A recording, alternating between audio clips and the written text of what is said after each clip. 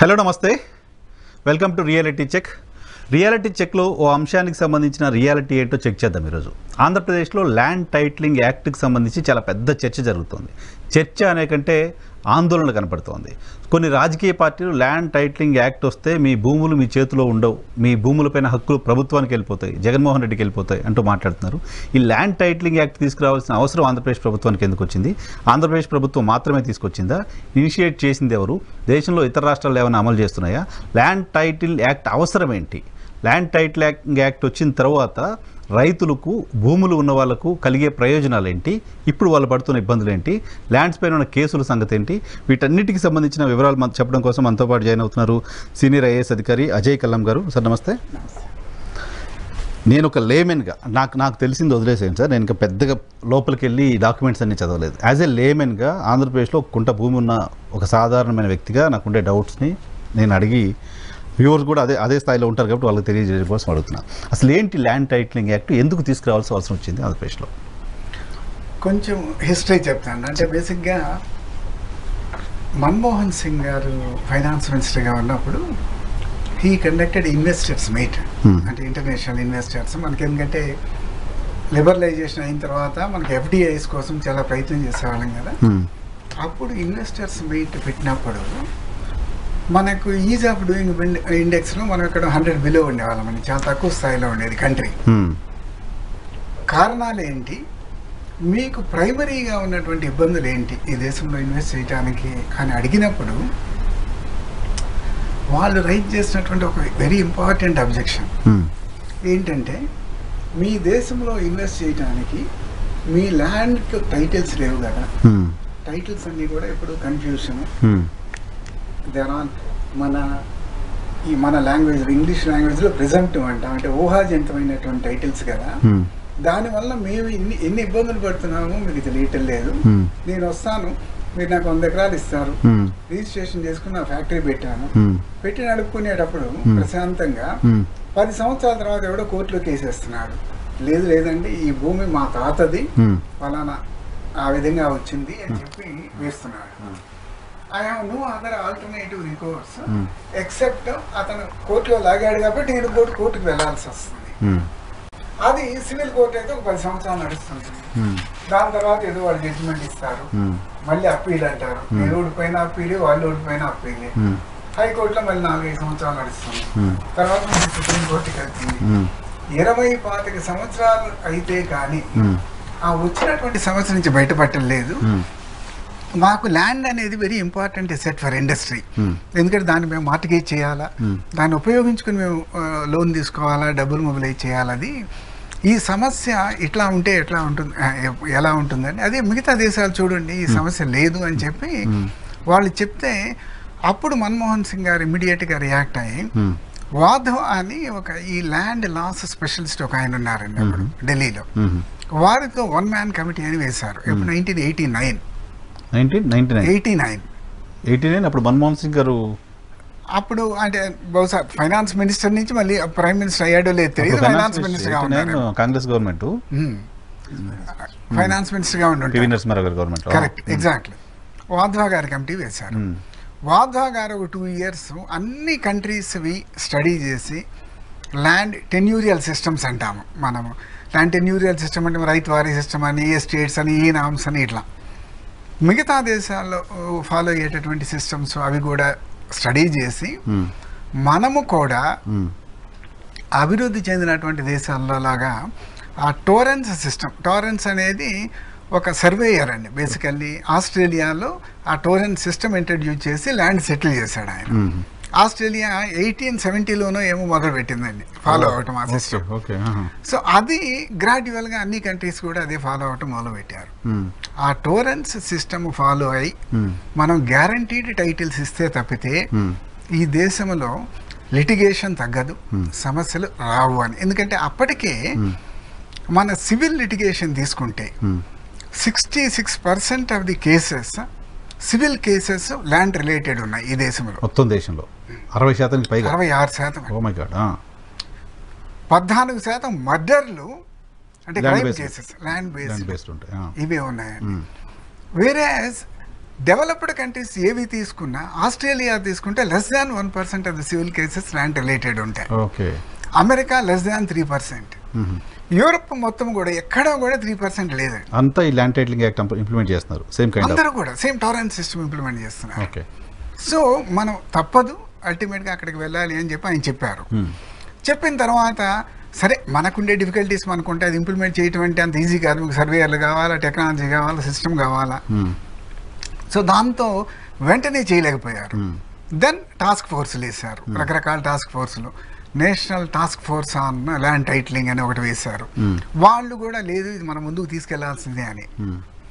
అలా వేసినప్పుడు 2008లో తర్వాత ఐ థింక్ సేమ్ గవర్నమెంట్ ఉండాలి లేదా ఎన్డీఏ వచ్చిందో తెలియదు నాకు. 2008లో క్యాబినెట్లో ఒక డెసిషన్ తీసుకున్నారండి. ఏంటి, 21st August 2008 India took a historical decision to move from the present system of presumptive property titles to the system of clear property titles, or the torrent system as prevalent in other countries such as Australia, New Zealand, UK, USA, Canada, Switzerland, Singapore, Malaysia, etc. అని ఒక decision 2008 August 21st national లెవెల్లో cabinet తీసుకున్నారు. Secretary government of India note అన్నమాట. అది జరిగిన తర్వాత సరే చేద్దామని చెప్పి నిర్ణయించారు. ఎట్లా చేయాలి, వే ఫార్వర్డ్ ఏంటి, ఒకటి ఫిజికల్గా సర్వే చేయడానికి ఉంటే అడ్డంకులు ఏంటి, రెండోది లీగల్ హర్డిల్స్. మనకు ఎవిడెన్స్ యాక్ట్ ఉంది, ట్రాన్స్ఫర్ ఆఫ్ ప్రాపర్టీ యాక్ట్ ఉంది, అట్లానే రిజిస్ట్రేషన్ స్టాంప్స్ యాక్ట్ ఉంది, ల్యాండ్ ఎక్విజిషన్ యాక్ట్లు ఉన్నాయి, మనకి స్టేట్ లెవెల్లో ROR యాక్ట్ ఉంది, సివిల్ కోర్ట్ ప్రొసీజర్స్ యాక్ట్, ఇట్లా చాలా ఉన్నాయి. వీటన్నిటిలో కూడా ఎక్కడో ఒక చోట అమెండ్మెంట్లు కావాల్సి వస్తాయి ప్రతి దానికి. ఎందుకు అంటే మనకు ఒక పక్కా టైటిల్స్ ఇవి ఇచ్చే విధంగా మనం ఆ యాక్ట్ని ఎప్పుడు తయారు చేసుకోలేదు. సో దానికోసం రకరకాల కమిటీలు వేసినప్పుడు ఫస్ట్ ఒక మోడల్ యాక్ట్ తయారు చేశారు, ఏది 2008లో. తర్వాత లేదు దీంతో ప్రాబ్లమ్స్ వస్తాయి, మనం ఈ యాక్ట్లు ఇవన్నీ అమెండ్ కావాలి కాబట్టి అని చెప్పి మరలా 2011లో ఒకటి తయారు చేశారు, 2015లో ఒకటి చేశారు. 15లో యాక్ట్ వాళ్ళు మోడల్ యాక్ట్ తయారు చేసిన తర్వాత దానికి అనుగుణంగా రాజస్థాన్ గవర్నమెంట్ ఒక యాక్ట్ తీసుకొచ్చారండి. ఆల్రెడీ తెచ్చారు. కాకపోతే ఏంటంటే వాళ్ళు రాష్ట్రం మొత్తం చేయకుండా మొత్తం కష్టం అవుతుంది, ఫేజ్డ్ మేనర్లో చేస్తామని అర్బన్ ఏరియాస్ ఫస్ట్ చేస్తాము. Rajasthan urban land certification of titles act 2016 BJP government Vasundhara Raje India సీఎంగా ఉన్నప్పుడు చేశారు. ఫోర్స్లో ఉందా సార్, ఇప్పుడు ఇంప్లిమెంట్ అవుతుందా అంటే ఎంతవరకు పూర్తి అయిందో తెలియదండి. యాక్ట్ తెచ్చారు, ఇంప్లిమెంట్ చేశారు, దాని మీద లిటిగేషన్ ఏమీ లేదండి. తెలిసిన క్వశ్చన్ అంటే అర్బన్ ఏరియాస్లో ఉన్న అడ్వాంటేజ్ ఏంటంటే ఇప్పుడు మన స్టేటే తీసుకుంటే 1,24,000 స్క్వేర్ కిలోమీటర్స్ అండి. అర్బన్ ఏరియాస్ మనకు 123 మున్సిపాలిటీలు తీసుకుంటే only 5,000 square kilometres. Okay. So తక్కువ టైంలో చేయొచ్చు, తక్కువ ఎఫర్ట్తో చేయొచ్చు అనేది ఉద్దేశంతో వాళ్ళు ముందు ఇది సక్సెస్ అయిన తర్వాత రూరల్ ఏరియాస్కి వెళ్దామని తీసుకున్నారు. తరువాత దానిలో అగైన్ మళ్ళీ కొన్ని లోపాలు గుర్తించారు government of India, legal issues కొన్ని అరైజ్ అవుతాయని చెప్పి. అప్పుడు వినోద్ కుమార్ అగర్వాల్ అని చెప్పి మన వైఎస్ఆర్ సీఎంగా ఉన్నప్పుడు ఒక పైలట్ ప్రాజెక్ట్ భూభారతి అని నిజామాబాద్లో హర్షవర్ధన్ గారు జాయింట్ కలెక్టర్గా చేశారు. ఎగ్జాక్ట్లీ చేశారు కదా. దానిలో కొన్ని హర్డిల్స్ వచ్చినాయి.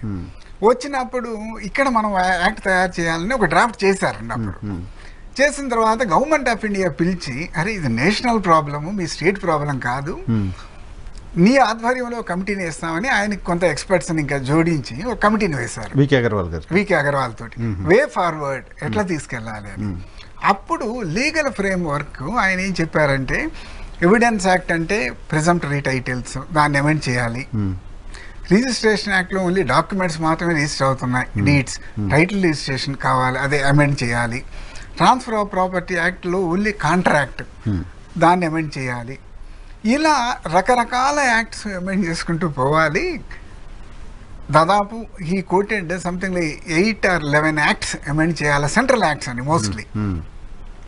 ఇవన్నీ చేయటము పెద్ద తలకాయ నొప్పి పని, రకరకాల మినిస్ట్రీలు ఇన్వాల్వ్ అయ్యి ఉన్నాయి, ఎన్ని సంవత్సరాలు పడుతుందో తెలియదు. దీనికంటే బెటర్ ఆప్షన్ లీగల్ ఎక్స్పర్ట్ చెప్పింది స్టేట్ లెవెల్లో ల్యాండ్ స్టేట్ సబ్జెక్ట్ కాబట్టి ఒక ప్రత్యేకమైన చట్టం తీసుకుని వచ్చి over riding the provisions of all these acts అని చెప్పి పెట్టి సెంట్రల్ కాంకరెన్స్ తీసుకుంటే అయిపోతుంది కదా, ప్రెసిడెన్షియల్ కన్సెంట్ తీసుకుంటే సింపుల్ సొల్యూషన్. ఇన్ని యాక్ట్లు అమెండ్ చేయాల్సిన పని లేదు. బికాస్ కొత్త యాక్ట్ ఏం చెప్తుందంటే ఓవర్ రైడింగ్ ద ప్రొవిజన్స్ అంటే contrary to what ever it is in any act ఇదే ప్రివైల్ అవుతుంది అని చెప్తుంది. కాబట్టి ఒక యాక్ట్ తీసుకురామని చెప్పి అన్నప్పుడు దానికి అనుగుణంగా నీతి ఆయోగ్ కొత్త మోడల్ యాక్ట్ రిలీజ్ చేస్తున్నాను. ఎప్పుడు సార్ అది? ఇది 2019లో. 2019 మోదీ గారి సర్కార్ ఇది అప్పుడు ఐ థింక్ హిందూలోనే ఎక్కడ వచ్చిన coverage. NITI Aayog religious draft model act on land titles.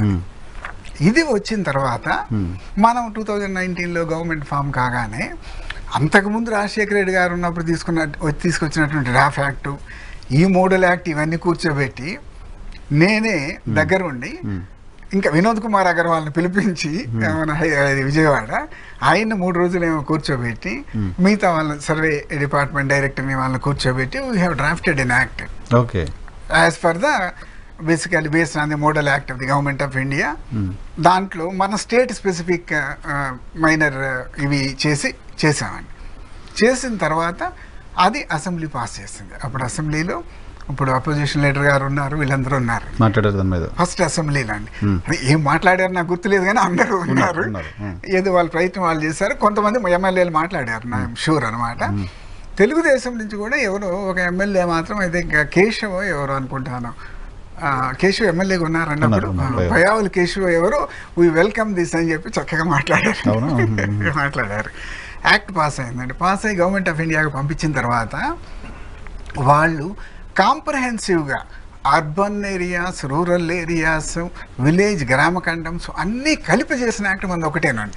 వేరే స్టేట్ ఏం చేయలేదు అప్పటి వరకు, ఏం చేయలేదండి. మహారాష్ట్ర చేసింది ఒక మోడల్ యాక్ట్. దాంట్లో కొన్ని లోపాలు ఉండి దే హ్యావ్ నాట్ అప్రూవ్డ్. మీరు మళ్ళీ ఆంధ్ర యాక్ట్ అది చూసి ఇంకా ఇంప్రూవ్ చేసుకురండి అన్నారు. ఇప్పుడు మధ్యప్రదేశ్ చేశారు, గుజరాత్ చేశారు. All of them are following our act అండి. మన తర్వాత అంటే మన యాక్ట్ పంపించి ఇప్పుడు సెక్రటరీ ఇది అప్రూవ్ అయినప్పుడు కిర్కీ గారు ఉండేవారండి. Is Madhya Pradesh cadre, land card secretary గారు ఢిల్లీలో. ఆయన మన కాపీ పంపించి అర్జెంట్గా మీరు చేసి పంపించండి నేను మధ్యప్రదేశ్. గుజరాత్ ఎట్లా ప్రైమ్ మినిస్టర్ గారు ఉన్నారు కాబట్టి ఎవరి సెక్రటరీ టేక్స్ ఇంట్రెస్ట్ అవన్నీ పంపించారు. అన్ని దాదాపు రెడీ అయిపోయినాయి అంటే వాళ్ళ దగ్గరే ఉన్నాయి. బిల్ పాస్ అవ్వాలి అక్కడ ఇంకా మందే ఫస్ట్ అండి పాస్ అయింది. All of them are with Delhi. I think they are pursuing. ఇప్పుడు ఈజీ అయిపోతారు ఒక యాక్ట్ క్లియర్ చేశారు కాబట్టి. అలా వాళ్ళు ఏం చేస్తారంటే 3 సంవత్సరాలు తీసుకున్నారండి మన యాక్ట్ క్లియర్ చేయడానికి. ఈచ్ అండ్ ఎవరీ డిపార్ట్మెంట్, ఇప్పుడు డిపార్ట్మెంట్ ఆఫ్ ల్యాండ్ రికార్డ్స్, అదేవిధంగా కొత్త ఐటీ చట్టాలు తెచ్చారు. దాంట్లో ఉన్నటువంటి ప్రొవిజన్స్ దీంట్లో ఇన్కార్పొరేట్ చేయలేదని. దెన్ అదర్ కనెక్టెడ్ డిపార్ట్మెంట్, న్యాచురల్గా లా డిపార్ట్మెంట్ వాళ్ళు ఎగ్జామిన్ చేయాలి మిగతా చట్టాలతో ఏమన్నా క్లాష్ ఉందా అని చెప్పి. హోమ్ ఇవన్నీ కన్సాలిడేట్ చేసి ఇష్యూస్ రైజ్ చేసేది. వీళ్ళందరూ ఎగ్జామిన్ చేసి దే రైజ్డ్ 60 అబ్జెక్షన్స్ అండి మన యాక్ట్ పైన. ఇదిగో ఇక్కడ దీని మీద క్లారిఫికేషన్ కావాలా, దీని మీద అమెండ్మెంట్ కావాలి, ఇవన్నీ.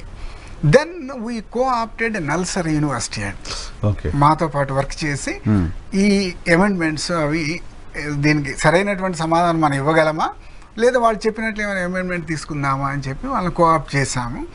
అప్పుడు మాకు సునీల్ అది పరిచయం అయ్యారండి. ప్రొఫెసర్ ఉన్నారు కదా, adjunct professor. He is one of the top brains in land laws నా పర్సనల్ అసెస్మెంట్ ప్రకారం.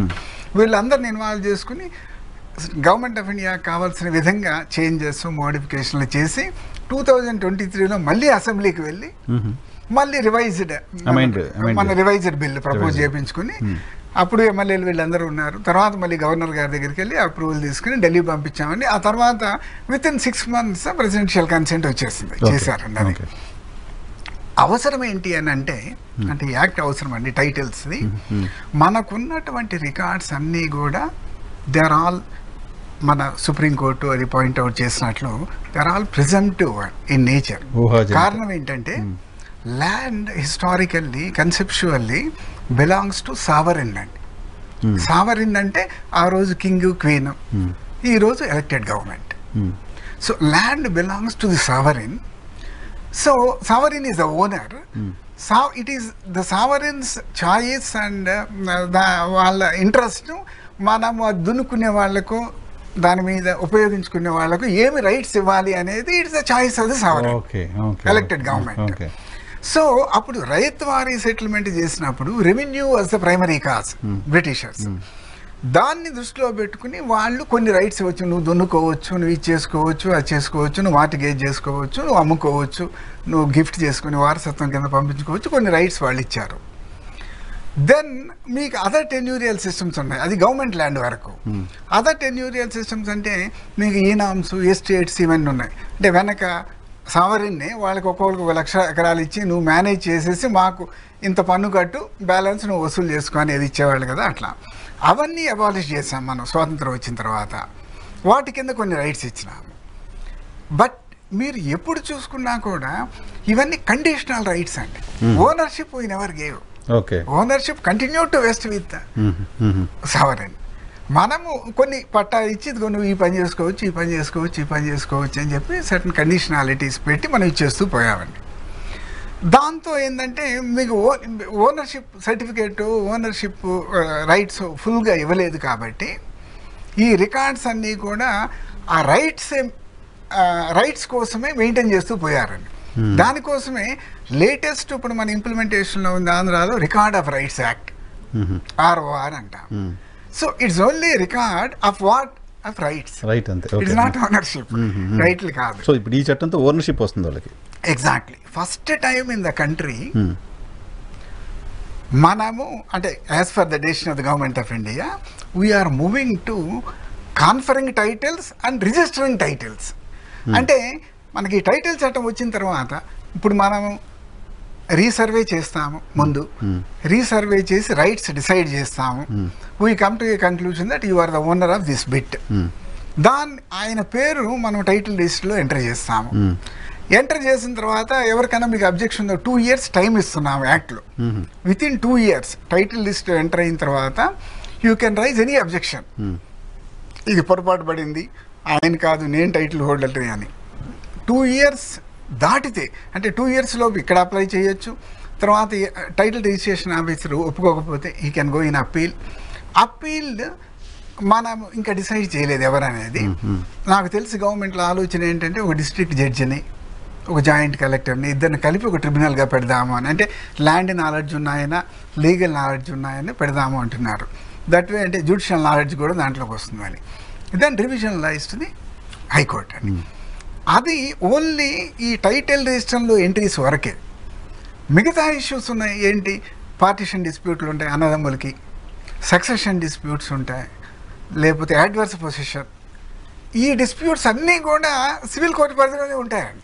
ఓహో, అలాగే ఉంటాయి. బట్ ఆ కాలంలో ఉంటాయి అవన్నీ డిస్ప్యూట్ అనేది సపరేట్. అవి అంటే డిస్ప్యూట్ రిజిస్టర్లో ఎంటర్ చేస్తారు. బట్ వాళ్ళు గొడవలు సెటిల్ చేసుకునేది సివిల్ కోర్టులో. సివిల్ కోర్టు జడ్జిమెంట్ ప్రకారము మనం హానర్ చేస్తాము. సో ఈ ఇందాక నేను చెప్పిన అప్పీలు, రివిజన్ ఇవన్నీ కూడా only entry in the title register అంతవరకు. అది బేస్డ్ ఆన్ ఇప్పుడు మనం ప్రజెంట్ ఫాలో అవుతున్న ROR యాక్ట్. ROR యాక్ట్లో పట్టదారు పాస్ పుస్తకం మనకి ఎవరిస్తారు? తహసీల్దార్ ఇస్తాడు. ఆ ఎంట్రీ ఆయన ఇచ్చినటువంటి పాస్బుక్ ఏమైనా ప్రాబ్లం ఉంటే మనకి ఎంట్రీ గురించి మనం appeal to the RDO. RDO మనకు అనుకున్న ఇవ్వకపోతే మనం రివిజన్ జాయింట్ కలెక్టర్కి వెళ్తాం. సో ఈ 3 ప్లేసుల్లో బహుశా ఇప్పుడు TRO వస్తాడు. TRO అంటే maybe RDO cadre senior officer వస్తాడు. తర్వాత అప్పీల్ డిస్ట్రిక్ట్ జడ్జి ఎవరో ఉంటారు. తర్వాత హైకోర్టు ఉంటారు. అంటే అంతకు ముందు ఉన్నటువంటి ROR చట్టంతో పోలిస్తే better, more senior people, better knowledge ఉన్నటువంటి వాళ్ళు వస్తారని సిస్టంలో. సో ఈ సివిల్ కోర్టుని తీసేస్తున్నారు అనేది ఒక దుష్ప్రచారం అండి. సివిల్ కోర్టు ఇప్పుడు కూడా లేదండి. ROR యాక్ట్లో కూడా అప్పీల్ ఎంట్రీస్ వరకు, రికార్డ్ ఎంట్రీస్ వరకు ఇప్పుడు కూడా ఇట్స్ ప్రొహిబిటెడ్ అండి. Civil court has no jurisdiction. So అసలు ఇప్పుడు నా ఒక ఎకరం భూమి ఉన్న ఆంధ్రప్రదేశ్లో ఉన్న ఒక పర్సన్గా నాకు కొత్తగా వచ్చే అడ్వాంటేజ్ ఏంటి సార్ ఈ చట్టంతో? అదేనండి నేను ఇప్పటివరకు చెప్తుంది ఏంటంటే ఈ రోజు వరకు మనకి టైటిల్ అనేది లేదు, ఊహాజనితం. ఇప్పుడు ఎప్పుడైతే మనకు ఒక క్లియర్ టైటిల్ వచ్చిందో, అంటే టైటిల్ రిజిస్టర్లో ఎంట్రీ అయితే మనకు టైటిల్ వచ్చినట్టేనండి. టైటిల్ వచ్చిందో ఇక ఇప్పుడు ఆ టైటిల్ని మీకు బ్లాక్ చైన్ టెక్నాలజీ ద్వారా కంప్లీట్గా ప్రిజర్వ్ చేస్తారు. దాన్ని ఎవరు కింద MROలు కానీ ఎవరు దాన్ని టచ్ చేయడానికి వీలు ఉంటుంది. Full proof. ఇక్కడ ఒక చిన్న క్వశ్చన్ చేయను Yeah, sir. ప్రజలకు క్లారిటీ. ఇక్కడ పొలం సార్ మీరు గమనించట్లేదు, ఈ రోజు దాకా ఉన్న చట్టపరంగా నేను చార్మినార్ని కొనుక్కున్నట్టు రిజిస్టర్ చేసుకోవచ్చు. చేసుకోవచ్చా? మీరు అన్నట్టు నేను చేసుకోవచ్చు. కానీ నేను చార్మినార్ని అమ్మినవాడు కానీ కొన్న నేను కానీ హక్కుదారులు కాదా అన్న దగ్గర నిజంగా నాకు కొనడానికి హక్కుదారుడు ఎవడో ఈ చట్టం ద్వారా ఐడెంటిఫై అవుతాడు. ఇదే కదా సార్ ప్రైమరీ మోటో. అబ్సల్యూట్లీ అండి.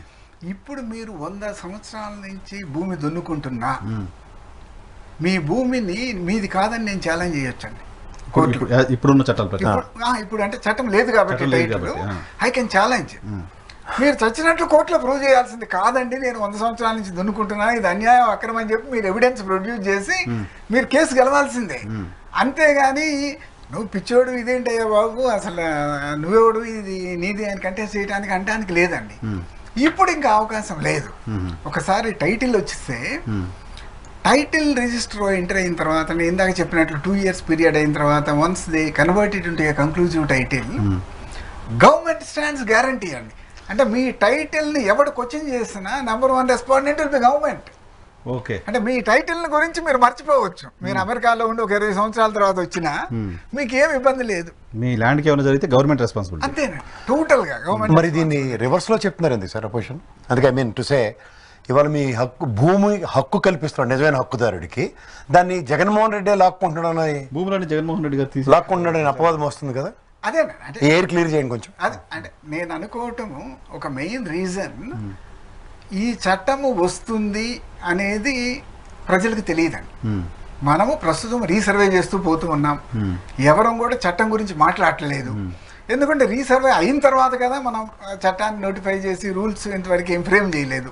రూల్స్ ఇవన్నీ ఫ్రేమ్ చేసి స్టేట్ ల్యాండ్ అథారిటీని నోటిఫై చేసి దాని కింద టీఆర్ఓస్ని అపలేట్ ఇవన్నీ చేయాలి కదండి. అసలు అది ప్రాసెస్ ఎందుకు స్టార్ట్ చేయలేదంటే ముందు సర్వే కాలేదు కాబట్టి. అందుకని మనం చట్టం గురించి అవేర్నెస్ పబ్లిసిటీ పెద్దగా చేయలేదండి. కేవలం రెవెన్యూ డిపార్ట్మెంట్ వరకు మేము పాంప్లెట్లో పబ్లిష్ చేసి 4 పేజీలవి దీని గురించి ఈ యాక్ట్లో ఉన్నటువంటి మంచి చెడ్లన్నీ వాటిలో పబ్లిష్ చేసేసి పంచుతున్నామండి వాళ్ళ అవగాహన కోసం. ప్రజల దాకా ఇంకా వెళ్ళలేదు మనం. ప్రజలకు తెలియదు కాబట్టి రాజకీయంగా మనము దీన్ని ఏమనొచ్చు, ప్రజల్ని భయభ్రాంతులను చేయొచ్చు. ఒకప్పుడు పరిరక్షించబడుతుంది కదా. ఎగ్జాక్ట్లీ, ప్రభుత్వం బాధ్యత తీసుకుంటుంది. రాష్ట్రంలో ఉన్న భూములన్నీ ఇది పలానా వ్యక్తిది, ఇది అన్యాక్రాంతం కాకుండా ప్రభుత్వం పరిరక్షించడానికి ఓ చట్టం కేంద్ర ప్రభుత్వం నుంచి. ఇది ఎప్పుడు 2008లో యూపీఏ గవర్నమెంట్, 2019లో ఎగ్జిక్యూట్ చేసింది ఎన్డీఏ గవర్నమెంట్. ఇవాళ వీళ్ళు పొత్తులో ఉండి కూడా బీజేపీ పార్టీ ఎందుకు మౌనం వహిస్తుంది? బహుశా నేను అనుకోవటం ఆల్రెడీ వాళ్ళల్లో కూడా ఒక్కొక్కళ్ళు మాట్లాడటం మొదలుపెట్టారు. నేను ఐవీఆర్ కృష్ణారావు గారు ట్వీట్ ఇచ్చాడు, చాలా తొందరపాటు చర్య మీరు మాట్లాడేది, అవగాహన లేకుండా మాట్లాడుతున్నారు అని చెప్పి చంద్రబాబు నాయుడు గారి మీద ఒక ట్వీట్ ఇచ్చారు. అది స్లోగా ఒక్కొక్కటి వాళ్ళు కూడా రియాక్ట్ అవుతున్నారు. నిన్న కూడా ఎవరు అన్నారు, అంటే ఒరిజినల్ బీజేపీ వాళ్ళు ఎందుకు మాట్లాడలేదు అని పారాచూట్ బ్యాచ్లు బీజేపీలే మాట్లాడుతున్నారు కదా. మాట్లాడారు. రఘునాథ్ బాబు గారు అని వారు కూడా వచ్చారు. వారు అన్నారు నాతో, నేను మాట్లాడబోతున్నా, ఇది అన్యాయం అండి, ఇంత మంచి చట్టం తీసుకొస్తుంటే మా ప్రభుత్వం వీళ్ళెవరు ఇట్లా మాట్లాడటానికి అని చెప్పి నన్ను మొన్న కలిసారు అన్నారు. నేను కూడా మీడియా ముందుకు వెళ్తున్నాను, TV9 టైం మీద అడిగాను, ఇది అన్యాయము, అది ఎట్లా ఊరుకుంటాము, ప్రజలకు మంచి జరిగేది ఇట్లా చేస్తే అని. ప్రజలకు తెలియని వస్తువు, ఇప్పుడు స్కై ల్యాబ్ పడుతుంది ఇక్కడ ఆంధ్రాలోనే పడుతున్నట్లు పిక్చర్ ఇచ్చారు, గుర్తుందో మీరు? ముందు ప్రజల్ని పక్కదారి పట్టించడానికి ప్రచారం చేస్తున్నారు. సెన్సేషన్లు అవి చేసి దానివల్ల ఏమన్నా లబ్ధి పొందుదాము అనే ఉద్దేశం అనుకుంటాను. ఎందుకంటే ఇప్పుడు మీకు ఎలక్షన్ ఫైట్ చూస్తే ఒక పక్కన ఏమన్నా నేను ఇది చేశాను చూసి వేయండి, విద్య చూడండి, ఆరోగ్యం చూడండి, సెక్రటేరియట్లు చూడండి, వాలంటీర్ని చూడండి, ఇట్లా ఆయన చెప్పుకుంటూ పోతున్నారు, ఇల్లు చూడండి, ఇంత మంచి పనులు చేశాను అని చెప్పి. వాటిలో వేటిని వీళ్ళు వేలెత్తి చూపలేకపోతున్నట్లుంది. అంటే ఏది మాట్లాడినా వాళ్ళకి మళ్ళీ రివర్స్ వచ్చేటట్లు. ఇది జనాలకు తెలియదు, మనమే ఎడ్యుకేట్ చేయలేదు ఇంకా, ఎందుకంటే టైం రాలేదని.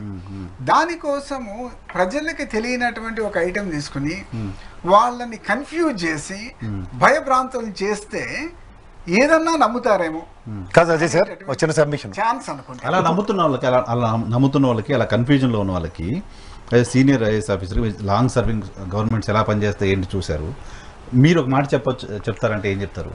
అలాగన్నా ఇప్పుడు చంద్రబాబు నాయుడు గారే గవర్నమెంట్ వస్తే ఇంప్లిమెంట్ చేస్తారో చెప్పండి. 101% చేయాల్సిందేనండి. ఇటువంటి మంచి అవకాశం ఉన్నటువంటి, మంచి పని చేసే అవకాశం ఉన్నటువంటి చట్టాన్ని వదిలి వెనక్కి ఎందుకు వెళ్తారు? ఎందుకంటే చేస్తే 5 సంవత్సరాల తర్వాత జనాలకు చూడు నేను ఎటువంటి పని చేశానని చెప్పుకోవచ్చు కదండి. అది జరిగేది చెప్తాను. నేను చెప్తున్నా, ఇది ఒక సీనియర్ సిటిజన్గా, ఫర్గెట్ అబౌట్ ఈవెన్ ఆఫీసర్గా ఈ చట్టాన్ని నేను చదివాను. దీన్ని రావటానికి కారణాలు నాకు తెలుసు కాబట్టి చెప్తున్నాను అండి. It is a dream come true. ఒక కళ నిజమైనట్టు. ఎందుకంటే ఇటువంటి అవకాశం ఏదైతే ఈరోజు 90 దేశాల్లో ఉందో, నాకున్నటువంటి ఆస్తికి నేను ఎక్కడున్నా కూడా దాని గురించి ఆలోచించుకోవాల్సిన అవసరం లేనటువంటి పరిస్థితి ఉందో, అటువంటి చట్టం తీసుకొచ్చిన అటువంటి చట్టాన్ని చూసి భయపడవలసిన అవసరం ఏముందండి? ఐ వెల్కమ్ అండ్ సే ఇంకా ఇంతకంటే మీ భూములకు మీ ఆస్తులకు ప్రొటెక్షన్ అనేది ఉండదండి. ఇప్పుడు హైదరాబాద్లో మనకు ఇల్లు ఉన్నాయండి, 500. ఇప్పుడు నేను ఉంటున్నాను అత్తాపూర్లో, ఇల్లు కట్టుకున్నాను, ఉన్నాను. ఏదో ఒకసారి కాదండి, ఏదో 2-3 సార్లుగా కొన్నాను.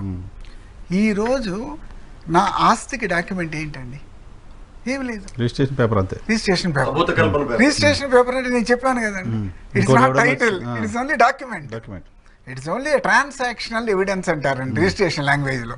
అంటే ఒక ట్రాన్సాక్షన్ అంటే మీరు డబ్బు తీసుకున్నారు, నేను ఇచ్చాను అనే దానికి ఎవిడెన్స్ అండి, కాగితం, అంతేనండి, నథింగ్ మోర్. అటువంటిది తీసుకుని నేను ఏం చేసుకుంటానండి? నిజంగా అంటే ప్రజలకు తెలియకపోవచ్చు, అది తప్పితే ఇంకా వారి దగ్గర ఎవిడెన్స్ ఏమీ లేకపోవచ్చు కాబట్టి యాక్సెప్ట్ చేస్తున్నారు తప్పితే ఇంకేమీ లేదు. ఇప్పుడు ఇది అర్బన్ ఏరియాస్లో కూడా ఇంప్లిమెంట్ చేస్తున్నామండి ట్రయల్గా. అంటే మనకు డ్రోన్ సర్వే ఆల్రెడీ అన్ని మున్సిపాలిటీలు అయిపోయింది.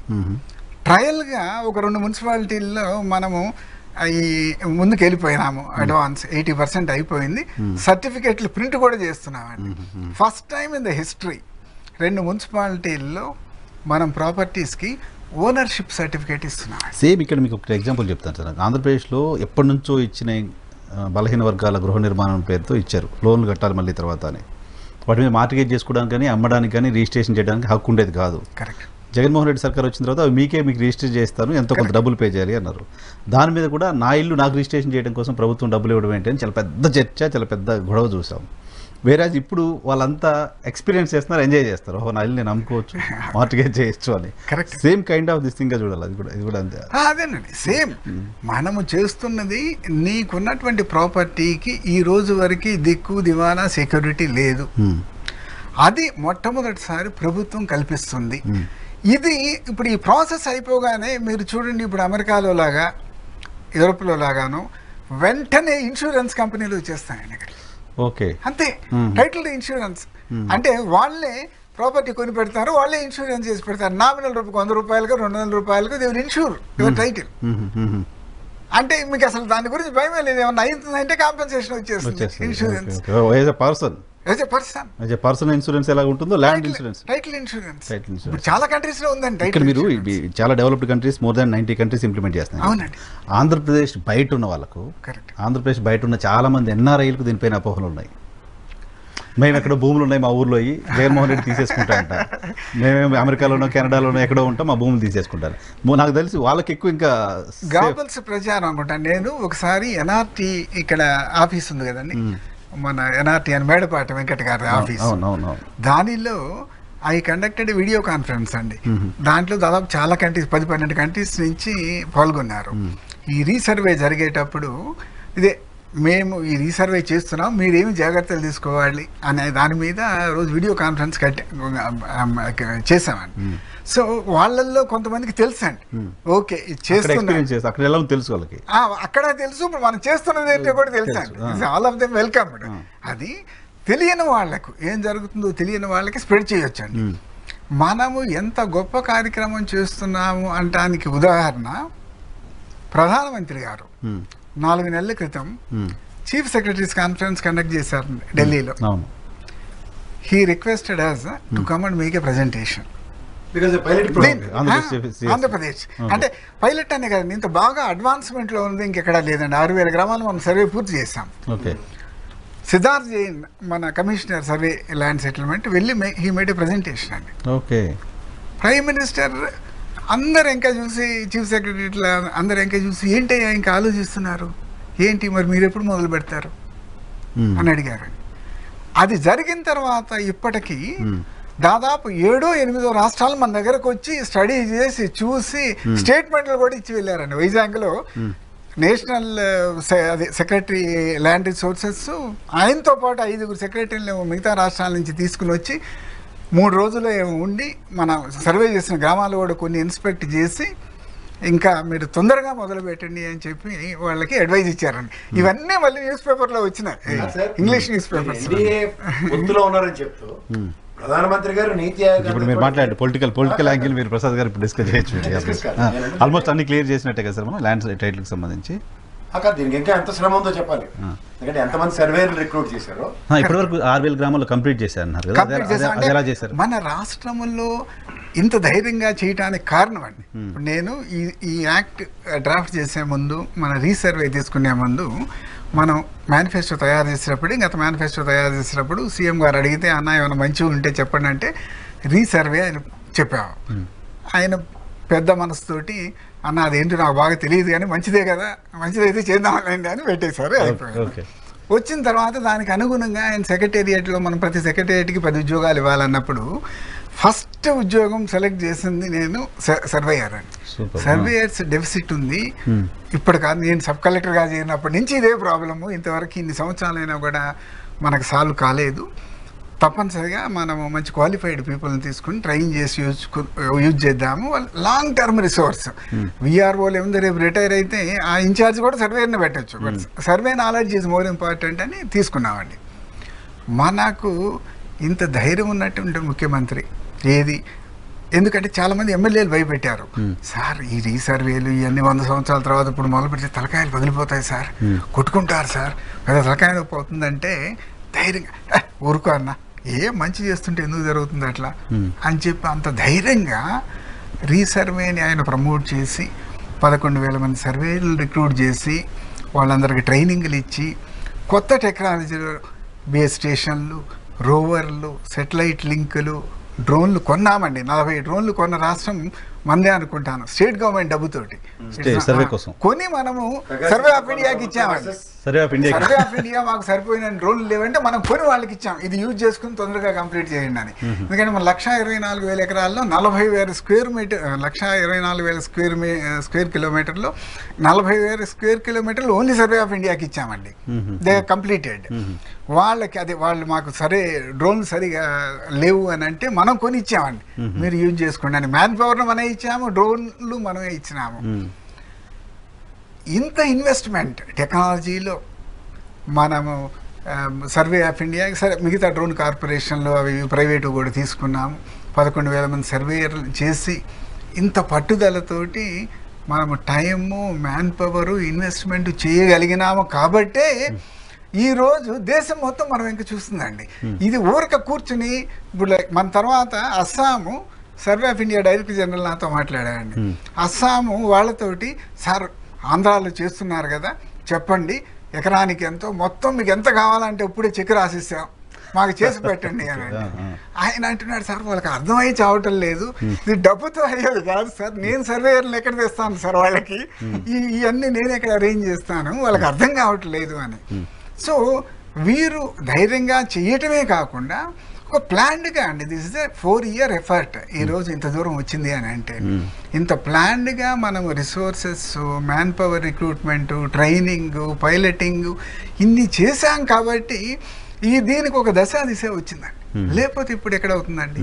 ఇదే ఎఫర్ట్ ఇంకొక 2 సంవత్సరాలు పూర్తి అయితే we will see the full fruits అండి. మొత్తం ప్రాసెస్కి central government contribution, money contribution చేయలేదా? లేకుండా అసలు ముందుకెళ్ళగలుగుతామండి. మోడల్ ప్రాజెక్ట్ వాళ్ళది. దీనికంటే ముందు వాళ్ళు అందుకని డిజిటలైజ్ చేయమన్నారు, చేయడానికి ఒక ప్రికర్సర్ లాగా. డిజిటలైజేషన్ కోసము, మన బేస్ స్టేషన్స్ ఎస్టాబ్లిష్మెంట్ కోసము, ఇప్పుడు రోవర్స్ కోసము, వీటన్నిటికీ డబ్బులు ఎవరిస్తున్నారండి? Central government. Central government. Okay central government BJP ఎక్కువ ఓన్ చేసుకోవాలి కదా మేము. ఇప్పటి వరకు 200 కోట్లు పైసలకి ఇచ్చారండి మన స్టేట్. ఓకే, ఇది చూసి అప్రిషియేట్ చేస్తూ బడ్జెట్ ఇస్తూ పోయారు ఎప్పటికప్పుడు. అంటే మనం తప్పితే ఎవరు అడగట్లేదు బడ్జెట్, ఎందుకంటే ప్రోగ్రెస్ లేదు కదా. ప్రోగ్రెస్ మనం చూపెడుతున్నాం కాబట్టి ఏది అడిగినా వెళ్ళి సార్ ఈ కాంపోనెంట్ కాదు, దీన్ని పలానా దానికి ఉపయోగించుకుంటామంటే యూజ్ చేసుకోండి అని. They are so confident and they have so much of trust. Sir rovers ఇప్పుడు 3000 రోవర్స్ మనం కొన్నామండి కోవిడ్ టైంలో. దేశం మొత్తం మిగతా 30 రాష్ట్రాలు అన్ని కలిపితే 3000 రోవర్స్ లేవండి. ఒక్క ఆంధ్రప్రదేశ్ లో 3000 రోవర్స్ కొన్నాం. ఇంకో 1500 ఏమో ఆర్డర్లు ఉన్నాయండి. ఎందుకంటే సీఎం గారు ఏమన్నారంటే అల్టిమేట్ గా ప్రతి విలేజ్ సెక్రటేరియట్ లో ఒక రోవర్ ఉండాలి. 10,000 పైన కావాలి. ఎందుకు అని అంటే ఇది లాంగ్ టర్మ్ ఉంటుంది.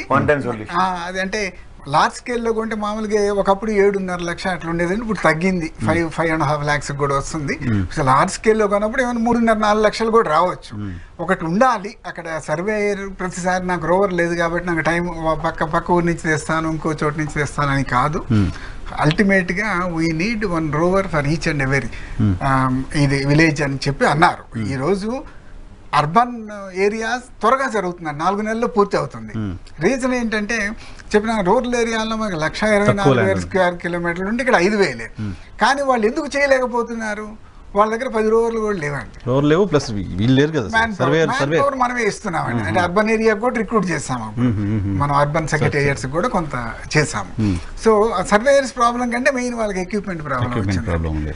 సో దాంతో స్లో డౌన్ అవుతుంది. బట్ వాళ్ళు ఏమంటారంటే ఒకసారి మాకు ఆ మినిమం రోవర్స్ సర్వేయర్స్ ఇస్తే within 4 months we will complete, and probably we are the first state in the country which is giving a ownership certificate for every urban property. ఇది జరిగితే ఆంధ్రప్రదేశ్ కి ఇంటర్నేషనల్ కంపెనీస్ రావడానికి సంబంధించిన పాసిబిలిటీ పెరుగుతుంది. Definite అండి. అది మనకు వాళ్ళు is of India, is of business లో మనం డూయింగ్ బిజినెస్ లో మనం ఎక్కడో ఉండేవాళ్ళం అండి. ఈ రోజు ల్యాండ్కి వచ్చేదలికి మనకు మొన్నటి వరకు 143rd ర్యాంక్ ఏమోనండి ప్రపంచంలో. ట్రాన్స్పరెన్సీ ఇండెక్స్ ఫర్ ల్యాండ్ 143 ఎంతో. ఇది అయిపోతే ఎట్లా అండి? ఇప్పుడు మనం చేస్తున్నాం కాబట్టి దీనికి ఎంత రికగ్నిషన్ ఆల్రెడీ వచ్చిందంటే రేపు ఇంకొక 4 రోజుల తర్వాత వరల్డ్ బ్యాంక్ కాన్ఫరెన్స్ ఉందండి. ల్యాండ్ ఎక్స్పర్ట్స్ అంతా ప్రపంచంలో పిలిచారు, న్యూయార్క్ లో ఎక్కడో కండక్ట్ చేస్తున్నారు. Our commissioner is called for that conference, and only 4 people in the country are called. Great. One is our commissioner. Good to know. మహాన్భావుడు Manmohan Singh గారు పునాదేస్తే 2019లో ఇది నిజంగా ఒక సువర్ణాధ్యాయం రచించడానికి ఈజ్ ఆఫ్ డూయింగ్ లో నెంబర్ 1 ఆంధ్రప్రదేశ్ ఎందుకు వస్తుందంటే దేశవ్యాప్తంగా 18% గ్రౌండ్ అవుతున్నాయి అన్న దగ్గర ఆంధ్రప్రదేశ్ కూడా సక్సెస్ఫుల్ గా 18% గ్రౌండ్ అవుతుంది. బికాస్ ఇది సర్వే సార్ ఎన్ని స్టేషన్స్ పెట్టారు సార్? 75 దగ్గర 75 బేస్ స్టేషన్స్. మనం మీరు ఎలా చెప్పాలంటే సార్ ఈ సైకిల్ ఆఫ్ డూయింగ్ యాక్టివిటీలో కరెక్ట్ ప్రజలకి అర్థమయ్యే భాషలో ఎలా చేస్తుందో ఈ సర్వే. అదే సాంక్చుటీ చెప్పండి. మనము టైటిల్స్ ఇవ్వాలి అని అంటే టైటిల్ సిస్టమ్స్ అందరికీ అర్థం కాకపోవచ్చు అని చాలా రకాలు ఉన్నాయి. సిస్టమేటిక్ టైటిలింగ్ అనేది, పార్షియల్ సిస్టమేటిక్ టైటిలింగ్ అని అంటే సర్వే చేయకుండా ఉట్టి రికార్డులు బేసిన మీదగా టైటిల్ ఇవ్వటం, ఇట్లా రకరకాల పద్ధతులు ఉన్నాయండి. మనము we opted for systematic titling. ఈ కంట్రీలో సిస్టమేటిక్ టైటిలింగ్ అంటే ఎవరి inch of land we should survey. ఆ సర్వే ప్రకారమే మనం టైటిల్స్ ఇవ్వాలా, ఫాలోయింగ్ ఎ టోరెన్స్ సిస్టమ్ అని. ఆస్ట్రేలియన్ ఒక టోరెన్స్ అనే అతను ఒక 3 ప్రిన్సిపల్స్ ఆధారంగా సర్వే చేయమన్నారు. ఒకటి mirror principle, curtain principle and assurance principle అని. మిర్రర్ ప్రిన్సిపల్ అంటే పొసెషన్, భూమి పొసెషన్ ప్రకారం ఏ విధంగా ఉందో అది 100% అదే విధంగా రికార్డులో రిఫ్లెక్ట్ కావాలా. ఇప్పుడేంది రికార్డులో ఒకటి పేరు ఉంటుంది, భూమి మీద ఇంకోటి ఉంటాడు, అలా ఉండకూడదు. ఫస్ట్ ప్రిన్సిపల్ అని. సెకండ్ కర్టన్ ప్రిన్సిపల్, ఒక్కసారి టైటిల్ ఫైనలైజేషన్ అయిపోయిన తర్వాత they shall be a certain to dispute. ఇంకా we should not go back for our digging past. ఎక్కడో ఒక ఎండ్ ఉండాలా, లేకపోతే గ్యారంటీ ఎట్లా ఇస్తాము? We should close the disputes అనేది.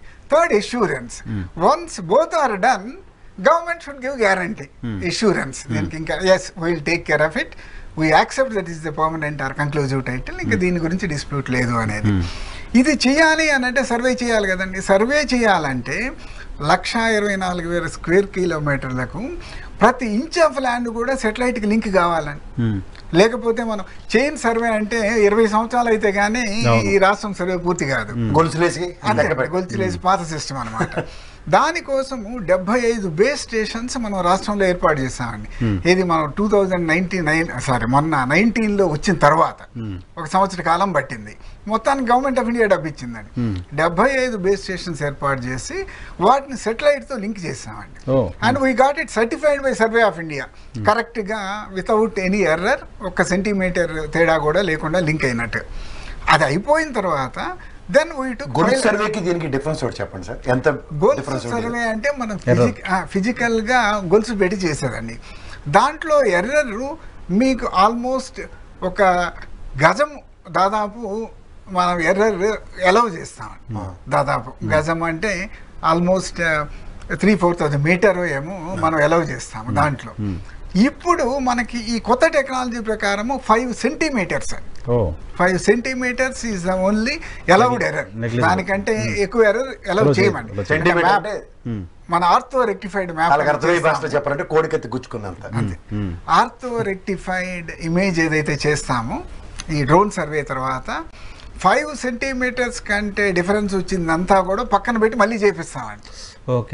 అదే మళ్ళీ రీడూ చేపిస్తాం. అంత తక్కువ ఎర్రర్ ఉంటుందండి అది.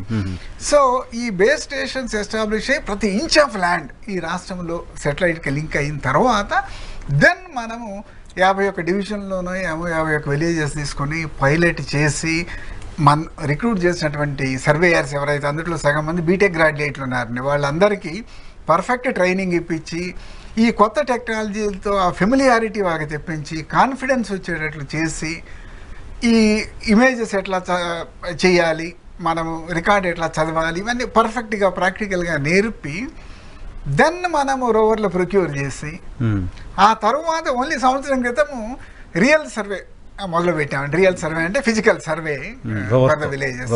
అది ఇప్పుడు డ్రోన్స్ మనకు మొత్తము 13,500 గ్రామాలకి డ్రోన్ సర్వే అయిపోయిందండి. It's all complete except that 4,000 villages మేము డ్రోన్స్ ఉపయోగించట్లేదు. కారణం ఏంటంటే ఏజెన్సీ ఏరియాలో కొన్ని ప్రాబ్లమ్స్ ఉన్నాయండి drone maps because of slopes and all. దాన్ని ఫిజికల్గా చేపిస్తున్నాము. దాంట్లో కూడా 1,000 అయిపోయినాయండి. ఇంకో 3,000 గ్రామాలు ఉన్నాయి. ఈ డ్రోన్ సర్వే పూర్తి అయిపోయిన తర్వాత ఫిజికల్గా ప్రతి గ్రామానికి ఒక టీం వెళ్ళి దాదాపు 6 నెలలు పడుతుందండి ఆ విలేజ్ పూర్తి చేయడానికి. డ్రోన్ సర్వే అయిన తర్వాత ఒక్క విలేజ్కి అండి టీం వెళ్ళి ముందు ఆ డ్రోన్ మ్యాప్ ప్రకారం బౌండరీస్ అన్నీ కూడా ఫిక్స్ చేసి ముందు గ్రామ్ బౌండరీస్ ఫిక్స్ చేస్తారు. అక్కడి నుంచి ఇక ఖండం వైజు సర్వే నెంబర్ వైజు ఇవన్నీ కూడా ఫిక్స్ చేసుకుంటూ వచ్చిన తర్వాత దెన్ చట్టాలు ఫాలో అవుతారండి. Boundaries survey and boundaries act ప్రకారం కంపల్సరీ నోటీసులు ఇవ్వాలా. మనం ఎక్కడ సర్వే చేసినా 15 రోజులు టైం ఇచ్చి వాళ్ళు వచ్చి ప్రతి బౌండరీ కూడా వాళ్ళు సాటిస్ఫై అయినట్లు వాళ్ళు సంతకాలు పెట్టాలండి. వాళ్ళు సాటిస్ఫై చేసి వాళ్ళు బౌండరీలతో తృప్తి అయిన తర్వాత దెన్ మన ROR చట్టం ఇప్పుడు ఈయన ఆపరేషన్ మనం రిపీల్ చేయలే. ROR చట్టం కింద నోటీసులు ఇచ్చి దాంట్లో వాళ్ళ రైట్స్ క్లెయిమ్ చేసుకోవడానికి వాళ్ళకున్న ఎవిడెన్స్ కాగితాలు కానీ ఇంకొకటి కానీ వాళ్ళకి ఏమున్నాయో అవన్నీ తీసుకుని వచ్చి అవన్నీ అయిపోయిన తర్వాత డ్రాఫ్ట్ అదే ల్యాండ్ రికార్డ్ అని చెప్పి ఒకటి తయారు చేసి దాన్ని విలేజ్లో నోటిఫై చేసి మళ్ళీ టైం ఇచ్చి అబ్జెక్షన్స్ ఏమీ లేకపోతే అప్పుడు వాళ్ళకి మనం పాస్బుక్లు ప్రింట్ చేస్తామండి. డిస్ప్యూట్స్ వరకు వదిలిపెట్టి డిస్ప్యూట్స్ ఎట్లా మళ్ళీ పాస్బుక్లు ఉంటాయి. పాస్బుక్లు ఇస్తున్నామండి ఇప్పుడు. టైటిల్ వచ్చిన తర్వాత మీకు టైటిల్ రిజిస్టర్ టైటిల్ ఉంటుంది. రిజిస్ట్రేషన్ అన్నిటికీ కూడా దాన్ని ఉపయోగిస్తారు. ఇంకా ఇవన్నీ అక్కర్లా. వాళ్ళు ఇప్పుడు జనరల్ బయట జరుగుతున్న ప్రచారం ఏంటంటే మీ ల్యాండ్కు సంబంధించిన పత్రాలు కూడా మీ దగ్గర ఉండవు, గవర్నమెంట్ దగ్గర ఉంటే మీ దగ్గర ఓన్లీ జీరాక్స్లు ఉంటాయని. దారుణం అండి అది. ఎందుకు అని అంటే ఇదేనండి ఒకటి. ఇప్పుడు ఈ రోజైనా 1 బై రిజిస్టర్ ఎవరు మెయింటైన్ చేస్తున్నారని మన దగ్గర ఉంటుంది, ఆఫీస్లోనే ఉంటుంది కదా. అట్లానే డెఫినెట్గా టైటిల్ రిజిస్టర్ వాళ్ళ దగ్గర ఉంటుంది. మనకు ఓనర్షిప్ సర్టిఫికేట్ కూడా ఇస్తారు. ఈ అడిషన్ మన పట్టదారు పాస్బుక్ మనకు ఉంటుందండి, ఉంటుంది మన దగ్గర. చాలా మంది కన్ఫ్యూజ్ అవుతుంది ఏంటంటే ఒరిజినల్స్ అన్ని గవర్నమెంట్ పెట్టేదంట. పట్టదారు పాస్బుక్ మంచి బెటర్ బుక్ అండి, మీరు చూసి ఉండకపోవచ్చు. ఇప్పుడు మనం ప్రింట్ చేసిన బుక్కుల్లో మనకు పార్సల్ నెంబర్స్ అనేవి వస్తాయండి. అమెరికన్ సిస్టమ్ సర్వే నెంబర్ ఉండదు. సబ్ డివిజన్ జరిగిన తర్వాత దానికి పార్సల్ నెంబర్ అని ఇస్తారు, LPN అంటారు. ఎల్పిఎన్ తర్వాత కోరిలేషన్, పాత సర్వే నెంబర్ ఏంటి దీనికి అనుగుణంగా అనేది ఉంటుందండి. దీని నెక్స్ట్ పేజ్ లో మీకు మ్యాప్ ఉంటుందండి, ఎఫ్ఎంబి అనేది. ఇది వరకు ఎఫ్ఎంబి మన దగ్గర ఉండేది కాదండి, సర్వేయర్ దగ్గర ఉండేది. దాని కింద మీకు జియో స్పేషియల్ డేటా ఉంటుంది, లాంగిట్యూడ్ ఆల్టిట్యూడ్ అన్నీ ఉంటాయండి. అంటే మన పొలానికి ఈ రోజులు వేసినటువంటి రాళ్ళు ఎవడైనా పీకేసినా ఇంకొకటి చేసినా మనం 1 ఇంచ్ కూడా ఎవడు తాకలేడండి. మనం ఎప్పుడు వెళ్తే అప్పుడు మన జిపిఎస్ ప్రకారం points. More secure data, more secure certificate ఉంటుంది మన దగ్గర. అబ్సల్యూట్లీ అండి, నోబడీ కెన్ టచ్. అసలు జిరాక్స్ పేపర్లు ఉంటాయి మీ దగ్గర. ఇవన్నీ అసలు మనం సెల్ ఫోన్ ఓపెన్ చేసి చూసుకోవచ్చు అండి ఇవన్నీ కూడా. దీనికన్నా ఇంకోటి చెప్పండి సార్. ఇప్పుడు సర్వే చేసినప్పుడు వాడికి 1 సెంటు భూమి తగ్గిపోయి ఇదే భూమి ఇస్తున్నారు అన్న దగ్గర వాడు క్లెయిమ్ చేసుకునే హక్కు ఉంది కదా వాడికి. మీకు ఎక్కువ ఉన్నా తక్కువ ఉన్నా ఏదో అప్ టు 5% వరకు ఏమో మనం గైడ్ లైన్స్ ఇచ్చామండి. దాన్ని అంటే ఎవరికన్నా 5 గజాలు ఎక్కువ ఉందనుకోండి, లేకపోతే 5 సెంట్లు ఎక్కువ ఉందనుకోండి, మనం ఇక్కడ ఏమంటున్నాం, physical position survey is more important than record. So మీకు ఎకరం 5 సెంట్లు ఉంటే ఎకరం 5 సెంట్లకు పట్టా ఇస్తుందండి. ఇప్పుడు బుక్లోకి వస్తుంది, మీకు ఓనర్షిప్ వస్తుంది. ఎక్కడన్నా తగ్గొచ్చండి. తగ్గటానికి కారణాలు వాళ్ళకి చూపెడతాడు. ఏంటి దాంట్లో ఇప్పుడు కాలువ ఇల్లు ఉండొచ్చండి.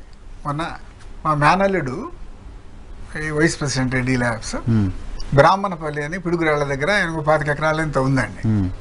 సర్వే చేసిన తర్వాత 30 సెంట్లు తగ్గిందటండి. సో ఒకరోజు వచ్చాడు, మామయ్య నాకు 30 సెంట్లు తగ్గించారు, ఏం సర్వే మీ సర్వే అని. సరే నేను ఫోన్ చేస్తాను, నువ్వు వెళ్ళు అని చెప్పారండి. వెళ్ళాడు. 2 అవర్స్ మొత్తం మళ్ళీ రీసర్వే చేసి చూపెట్టారండి. ఫోన్ చేసి, మామయ్య నేను 100కి 101% ఐఎమ్ సాటిస్ఫైడ్. 30 సెంట్లు తగ్గిన మాట వస్తున్నాయి, కానీ ఎంత పర్ఫెక్ట్గా చేస్తున్నారంటే అంత పర్ఫెక్ట్. వాళ్ళ తప్పు లేదు, నాకు అమ్మినవాడి తప్పు. మధ్యలో గవర్నమెంట్ కాలు వెళ్తుంది, వాడు అది కూడా కలిపి అమ్మేశాడు. ఇప్పుడు దానికి వాళ్ళు సెపరేట్ సబ్ డివిజన్ చేసి దాన్ని సెపరేట్ చేశారు. That is only difference. కాలం కూడా రిజిస్ట్రేషన్ చేస్తే 30-25 ఎకరాలు అయ్యాయి. అంతే కదా. సరే, ఇక్కడ ఇంకోటి, ఈ చట్టం పైన పొలిటికల్ పార్టీస్ అబ్జెక్షన్ ఎక్కడ రైజ్ కనపడలేదు. ఇప్పుడు ఎలక్షన్ ముందు ఇప్పుడు మాట్లాడుతున్నారు కానీ. కరెక్ట్. అడ్వకేట్స్కి ఎందుకు అబ్జెక్షన్? అడ్వకేట్స్ ఎందుకు కోర్టు పోయారు? అడ్వకేట్స్కి దర్ ఈజ్ ఎ రీజన్ అండి, there is a genuine fear. నేను ఇందాక చెప్పాను కదండి, 66% మనకు లిటిగేషన్ సివిల్ కేసెస్ ఇవి. మీకు ఒక్కసారి టైటిల్ రిజిస్టర్ తయారైతే ఇంకా దేర్ ఇస్ నో డిస్ప్యూట్. కేసులు ఉండవు. కేసులు ఉండవు. ఉన్న కేసులు కూడా ఇన్స్టెంట్ గా సెటిల్ అయిపోతాయి. ఒక్కసారి టైటిల్ రిజిస్టర్ ఎస్ట్రాకి తీసుకెళ్లి జడ్జి గారికి ముందిస్తే ఆయన చేసేది ఏముందని క్లోజ్ చేస్తాడు కేసు. లాయర్లు ఎందుకు వెళ్ళారంటే ఇది సంవత్సరాల తరబడి ఈ కేసుల మీద పిండుకోవడానికి ఆస్కారం ఉంది. కేసులు ఇష్యూ అనండి. వాళ్ళకి జెన్యూన్ ఫియర్ ఏంటంటే ఇప్పుడు ఏ చిన్న సివిల్ డిస్ప్యూట్ వచ్చినా వాళ్ళు ఏంటంటే ఇదే విధంగా మీకు ప్రెజంప్టివ్ నేచర్ ఉంటే ఎప్పుడైనా లిటిగేషన్ పెట్టుకోవచ్చండి కంటిన్యూస్. ఇక అది లిటిగేషన్ స్కోప్ ఉండదు. లిటిగేషన్ ఉంటే అడ్వాంటేజ్ ఏంటంటే ఈరోజు మనం కేసు వేసామనుకోండి, ముందు 10,000 20,000 ఇవ్వకపోతే కేసు వేయడు. తర్వాత వాయిదాలు కూడా ఈయనకి ఈ క్లయింట్ అంటే ఆయనకుండే కన్వీనియన్స్ని బట్టి కాదండి, నాకు ఇంకో బిజీ కేసు ఇంకో చోటు ఉంటే నేను వాయిదా అడుగుతాను. ఇట్లా కనీసం 20 వాయిదాలు 30 వాయిదాలు 10 సంవత్సరాల పాటు వాయిదాకే 5,000 2,000 10,000 ఇచ్చుకుంటూ పోవాలండి, depending on the value of the property and all. So కొంతమంది వాళ్ళు రైజ్ చేసింది ఏంటి కోర్టులో? సరే, వాళ్ళ ఉద్దేశం అది కావచ్చు, రైజ్ చేసిన పాయింట్ అదే అండి చెప్తాను. ఇది ఒక విధంగా వాళ్ళకి ఇబ్బంది పడిపోతాను. డెఫినెట్గా మనకు టైటిల్ రిజిస్టర్ అయిపోయిన తర్వాత with in 5 years the litigation will come down to 5% అండి. కొత్త కేసులు అసలు ఉండవు, అదొక ప్రాబ్లం. వాళ్ళు రైజ్ చేసింది ఏంటంటే చాలా మందికి అసలు చట్టం ప్రొవిజన్సే సరిగ్గా తెలియదండి. ఇందాక నేను చెప్పినట్లు టైటిల్ రిజిస్టర్ గురించే appeals, revisions, all other issues are in civil court for you. Adverse పొజిషన్లు, సక్సెషన్లు ఇవన్నీ, ఎందుకంటే ఆ చట్టాలు వేరండి, అసలు మనకి దీనికి సంబంధం లేదు. అవి కూడా లేదు అనేటటువంటి ఒక తెలియని అభిప్రాయం మనకి, అసలు దేనికి వెళ్ళటానికి లేదట్టుకుంది సివిల్ కోర్టుకు అనేది ఒక తెలియనితనం అండి అది బేసికల్గా. థర్డ్, ఎంతసేపటికి మనకు వర్క్ తీసేస్తున్నారు, దీన్నంతా తీసుకుని వెళ్ళి రెవెన్యూ డిపార్ట్మెంట్ చేతిలో పెడుతున్నారు అనేటటువంటి ఒక అపోహ అండి. అపోహ అనవచ్చు, లేకపోతే మరి తెలిసి మాట్లాడుతున్నారు తెలియదు. ఎందుకంటే హిస్టారికల్గా కొన్ని 100 సంవత్సరాల నుంచి ల్యాండ్ మేనేజ్మెంట్ రెవెన్యూ డిపార్ట్మెంట్ దగ్గరే ఉందండి కదా. ఈ రోజు మనకు ROR యాక్ట్ ఇప్పుడు అందరూ ఇంప్లిమెంట్ చేసి లాయర్లు కూడా ఆర్గ్యూ చేసి మరి ROR యాక్ట్ ఎవరు ఇంప్లిమెంట్ చేస్తున్నారని తహసీల్దార్ పట్టా ఇస్తాడు, RDO appeal, joint collector revision. కొత్తగా మనం ఎవరిని తీసుకురావట్లేదండి. అక్కడే RDO బదులు తహసీల్దార్ బదులు RDO అవుతాడు, RDO బదులు డిస్ట్రిక్ట్ జడ్జి, జాయింట్ కలెక్టర్ అవుతాడు, తర్వాత హైకోర్టు అవుతుంది. అంతకు తప్పితే ఏం ఉండదండి. సో అడ్వకేట్స్ ఏం చెప్తారు, మీరేం చెప్తారు ఆ చట్టాన్ని పూర్తిగా వాళ్ళ ఆందోళనకి మీరు అదే 2 కారణాలు. ఒకటి, వారు అనేది ఏది మిగతా ఇష్యూ అంటే సివిల్ కోర్టు పరిధిలో ఏమీ లేదు అనేది వాస్తవం కాదు. ఎక్సెప్ట్ ఆ రికార్డ్ ఆఫ్ ఎంట్రీ, ఆ రికార్డులో ఉండే ఎంట్రీ తప్పితే మిగతా అన్ని విషయాలు అంతకుముందు లాగానే సివిల్ కోర్టుకు వెళ్ళొచ్చు అనేది ఒకటి. అది ల్యాక్ ఆఫ్ ఇది ఉండొచ్చు. రెండవది, వాళ్ళు చేసే ప్రచారం ఎంతసేపటికి కూడా ఈ రెవెన్యూ డిపార్ట్మెంట్కి ఎందుకు ఇస్తున్నారు అని. మూడవది, అది ల్యాక్ ఆఫ్ నాలెడ్జ్ అండి. ఎంతసేపటికి డిపార్ట్మెంట్ ఎవరండి టైటిల్స్ ఇవ్వడానికి? హైకోర్టు లేకపోతే అదే సరే సివిల్ కోర్టు వాళ్ళ టైటిల్, హైకోర్టు సుప్రీంకోర్టు ఎన్నోసార్లు దీన్ని అప్హోల్డ్ చేస్తుంది అంటారండి. రిడిక్యులస్ థింగ్ ఏంటంటే హైకోర్టు సుప్రీంకోర్టు చెప్పిన మాట వాస్తవం. ఏమని చెప్పింది? ఇప్పుడు ఉన్నటువంటి రికార్డులు టైటిల్స్ కాదయ్యా అని చెప్పిందండి. ఇండైరెక్ట్ గా అరే బాబు అంటే గవర్నమెంట్ లెజిస్లేచర్ మీరు ఒక టైటిల్ యాక్ట్ ఒకటి పట్టరండి అని చెప్పిందండి. కాకపోయినా సరే in certain cases, civil disputes cases లో court only will give direction to the respect to register office to register the document. Correct. అదే ఇప్పుడు అడ్వర్స్ పొజిషన్ మనం చేసేది ఏం లేదండి. కోర్టు డైరెక్షన్ ప్రకారం వెళ్తాం. సివిల్ కోర్టు డైరెక్షన్, సక్సెషన్ వాళ్ళు ఏం చెప్తే అదే అదేనండి మనం చేసేది ఏం లేదు. మళ్ళీ అంటే చివరి మరి అసలు ఇంప్లిమెంట్ చేసేది రెవెన్యూ డిపార్ట్మెంట్. సో అలా అదొక అవగాహన ఏదంటే అపోహ అండి. టైటిల్స్ ఇవ్వడానికి వీరెవరు అని అంటే అసలు ఫస్ట్ సెంటెన్స్ చదివారు అందులో. అవునండి, ఏంటది? ప్రిజంప్టివ్ టైటిల్ అండి. అదే august purpose of presumptive title అన్నదాన్ని కరెక్ట్ అండి. ఒక యాక్ట్ తీసుకొచ్చి దాన్ని జస్టిఫై చేస్తుంటే they still want to live in that presumption. అదే ఇప్పుడు కంక్లూజివ్ టైటిల్ డెఫినేషన్ సెక్రటరీ చెప్పేదండి government of India. A conclusive title may be defined as an unassailable and conclusive proof of ownership of property. అంటే ఇప్పుడు మన యూనివర్సిటీలో degree చదువుతాం sir, ఒక certificate ఇస్తాడు, దాన్ని ఏమన్నా క్వశ్చన్ చేస్తాడా? అన్అసైలబుల్. ఆ విధమైనటువంటి టైటిల్ కావాలి అనేది యాక్ట్ ఆబ్జెక్టివ్ అండి. This is what government of India example. అంటే డిగ్రీ చేసావు ఇంకా అంతే కదా. ప్రాపర్టీ కొనాలంటే సరైన ప్రాపర్టీ ఓనర్షిప్ తో కొనాలి. కరెక్ట్. అదేమన్నా ఒకవేళ ఫేక్ అయితే యూనివర్సిటీకి రాస్తావు, ఇది ఫేక్ ఒరిజినల్ రాస్తాం అంతే. Responsibility university, like government. Exactly. ఇప్పుడు మనం టైటిల్ ఇస్తాము, అది అనుమానం ఉంటే గవర్నమెంట్ రాసి ఏమండి ఇది ఒరిజినల్ కాదా అంట. అంతే కదా. Responsibility government. రిజిస్టర్ ఆఫీస్ లో ఈసీ అడుగుతున్నారు. కరెక్ట్. కానీ ఇక్కడ హిడెన్ ఎజెండా ఉంది ఈసీలో. సరే ఇది ఒక సబ్మిషన్ మీకు. కరెక్ట్. ఈసీ దగ్గర మనం తీసుకుంటున్నాం, ఉదాహరణకి మార్టిగేజ్ చేసిన ప్రాపర్టీకి దిక్కు దివాన ఉండదు దాంట్లో. ఈసీలో ఎంటర్ అయ్యేవండి రిజిస్ట్రేషన్ జరిగితేనే ఈసీలో ఎంటర్ అవుతాయి కదా. రిజిస్ట్రేషన్ జరగకుండా అండర్ ట్రాన్సాక్షన్ జరుగుతున్నాయి దాని మీద. బ్యాంకులు కూడా రిజిస్టర్ చేయించట్లేదండి, దానికి బోల్డ్ డబ్బు ఎందుకు పే చేయాలి అని. ఒరిజినల్ డాక్యుమెంట్ పెట్టుకుని ఇస్తున్నారు లోన్. అంతే. ఇప్పుడు ఈ మార్టిగేజ్ వడ్డీ వ్యాపారం చేస్తున్నట్టు చేసేస్తున్నారు అంతే. రిజిస్ట్రేషన్ 0.5% అది కట్టాలి, ఎందుకు కట్టాలి ఇంత డబ్బు అని. సరే ఇప్పుడు నేను మార్టిగేజ్ తీసుకున్నాను సార్ ఒక ల్యాండ్ డాక్యుమెంట్స్ పెట్టి, కానీ అది ఈసీలో రాదు, నేను ఒకటికి అమ్మేశాను దాన్ని, ఇది డిస్ప్యూట్ ల్యాండే కదా. కరెక్ట్.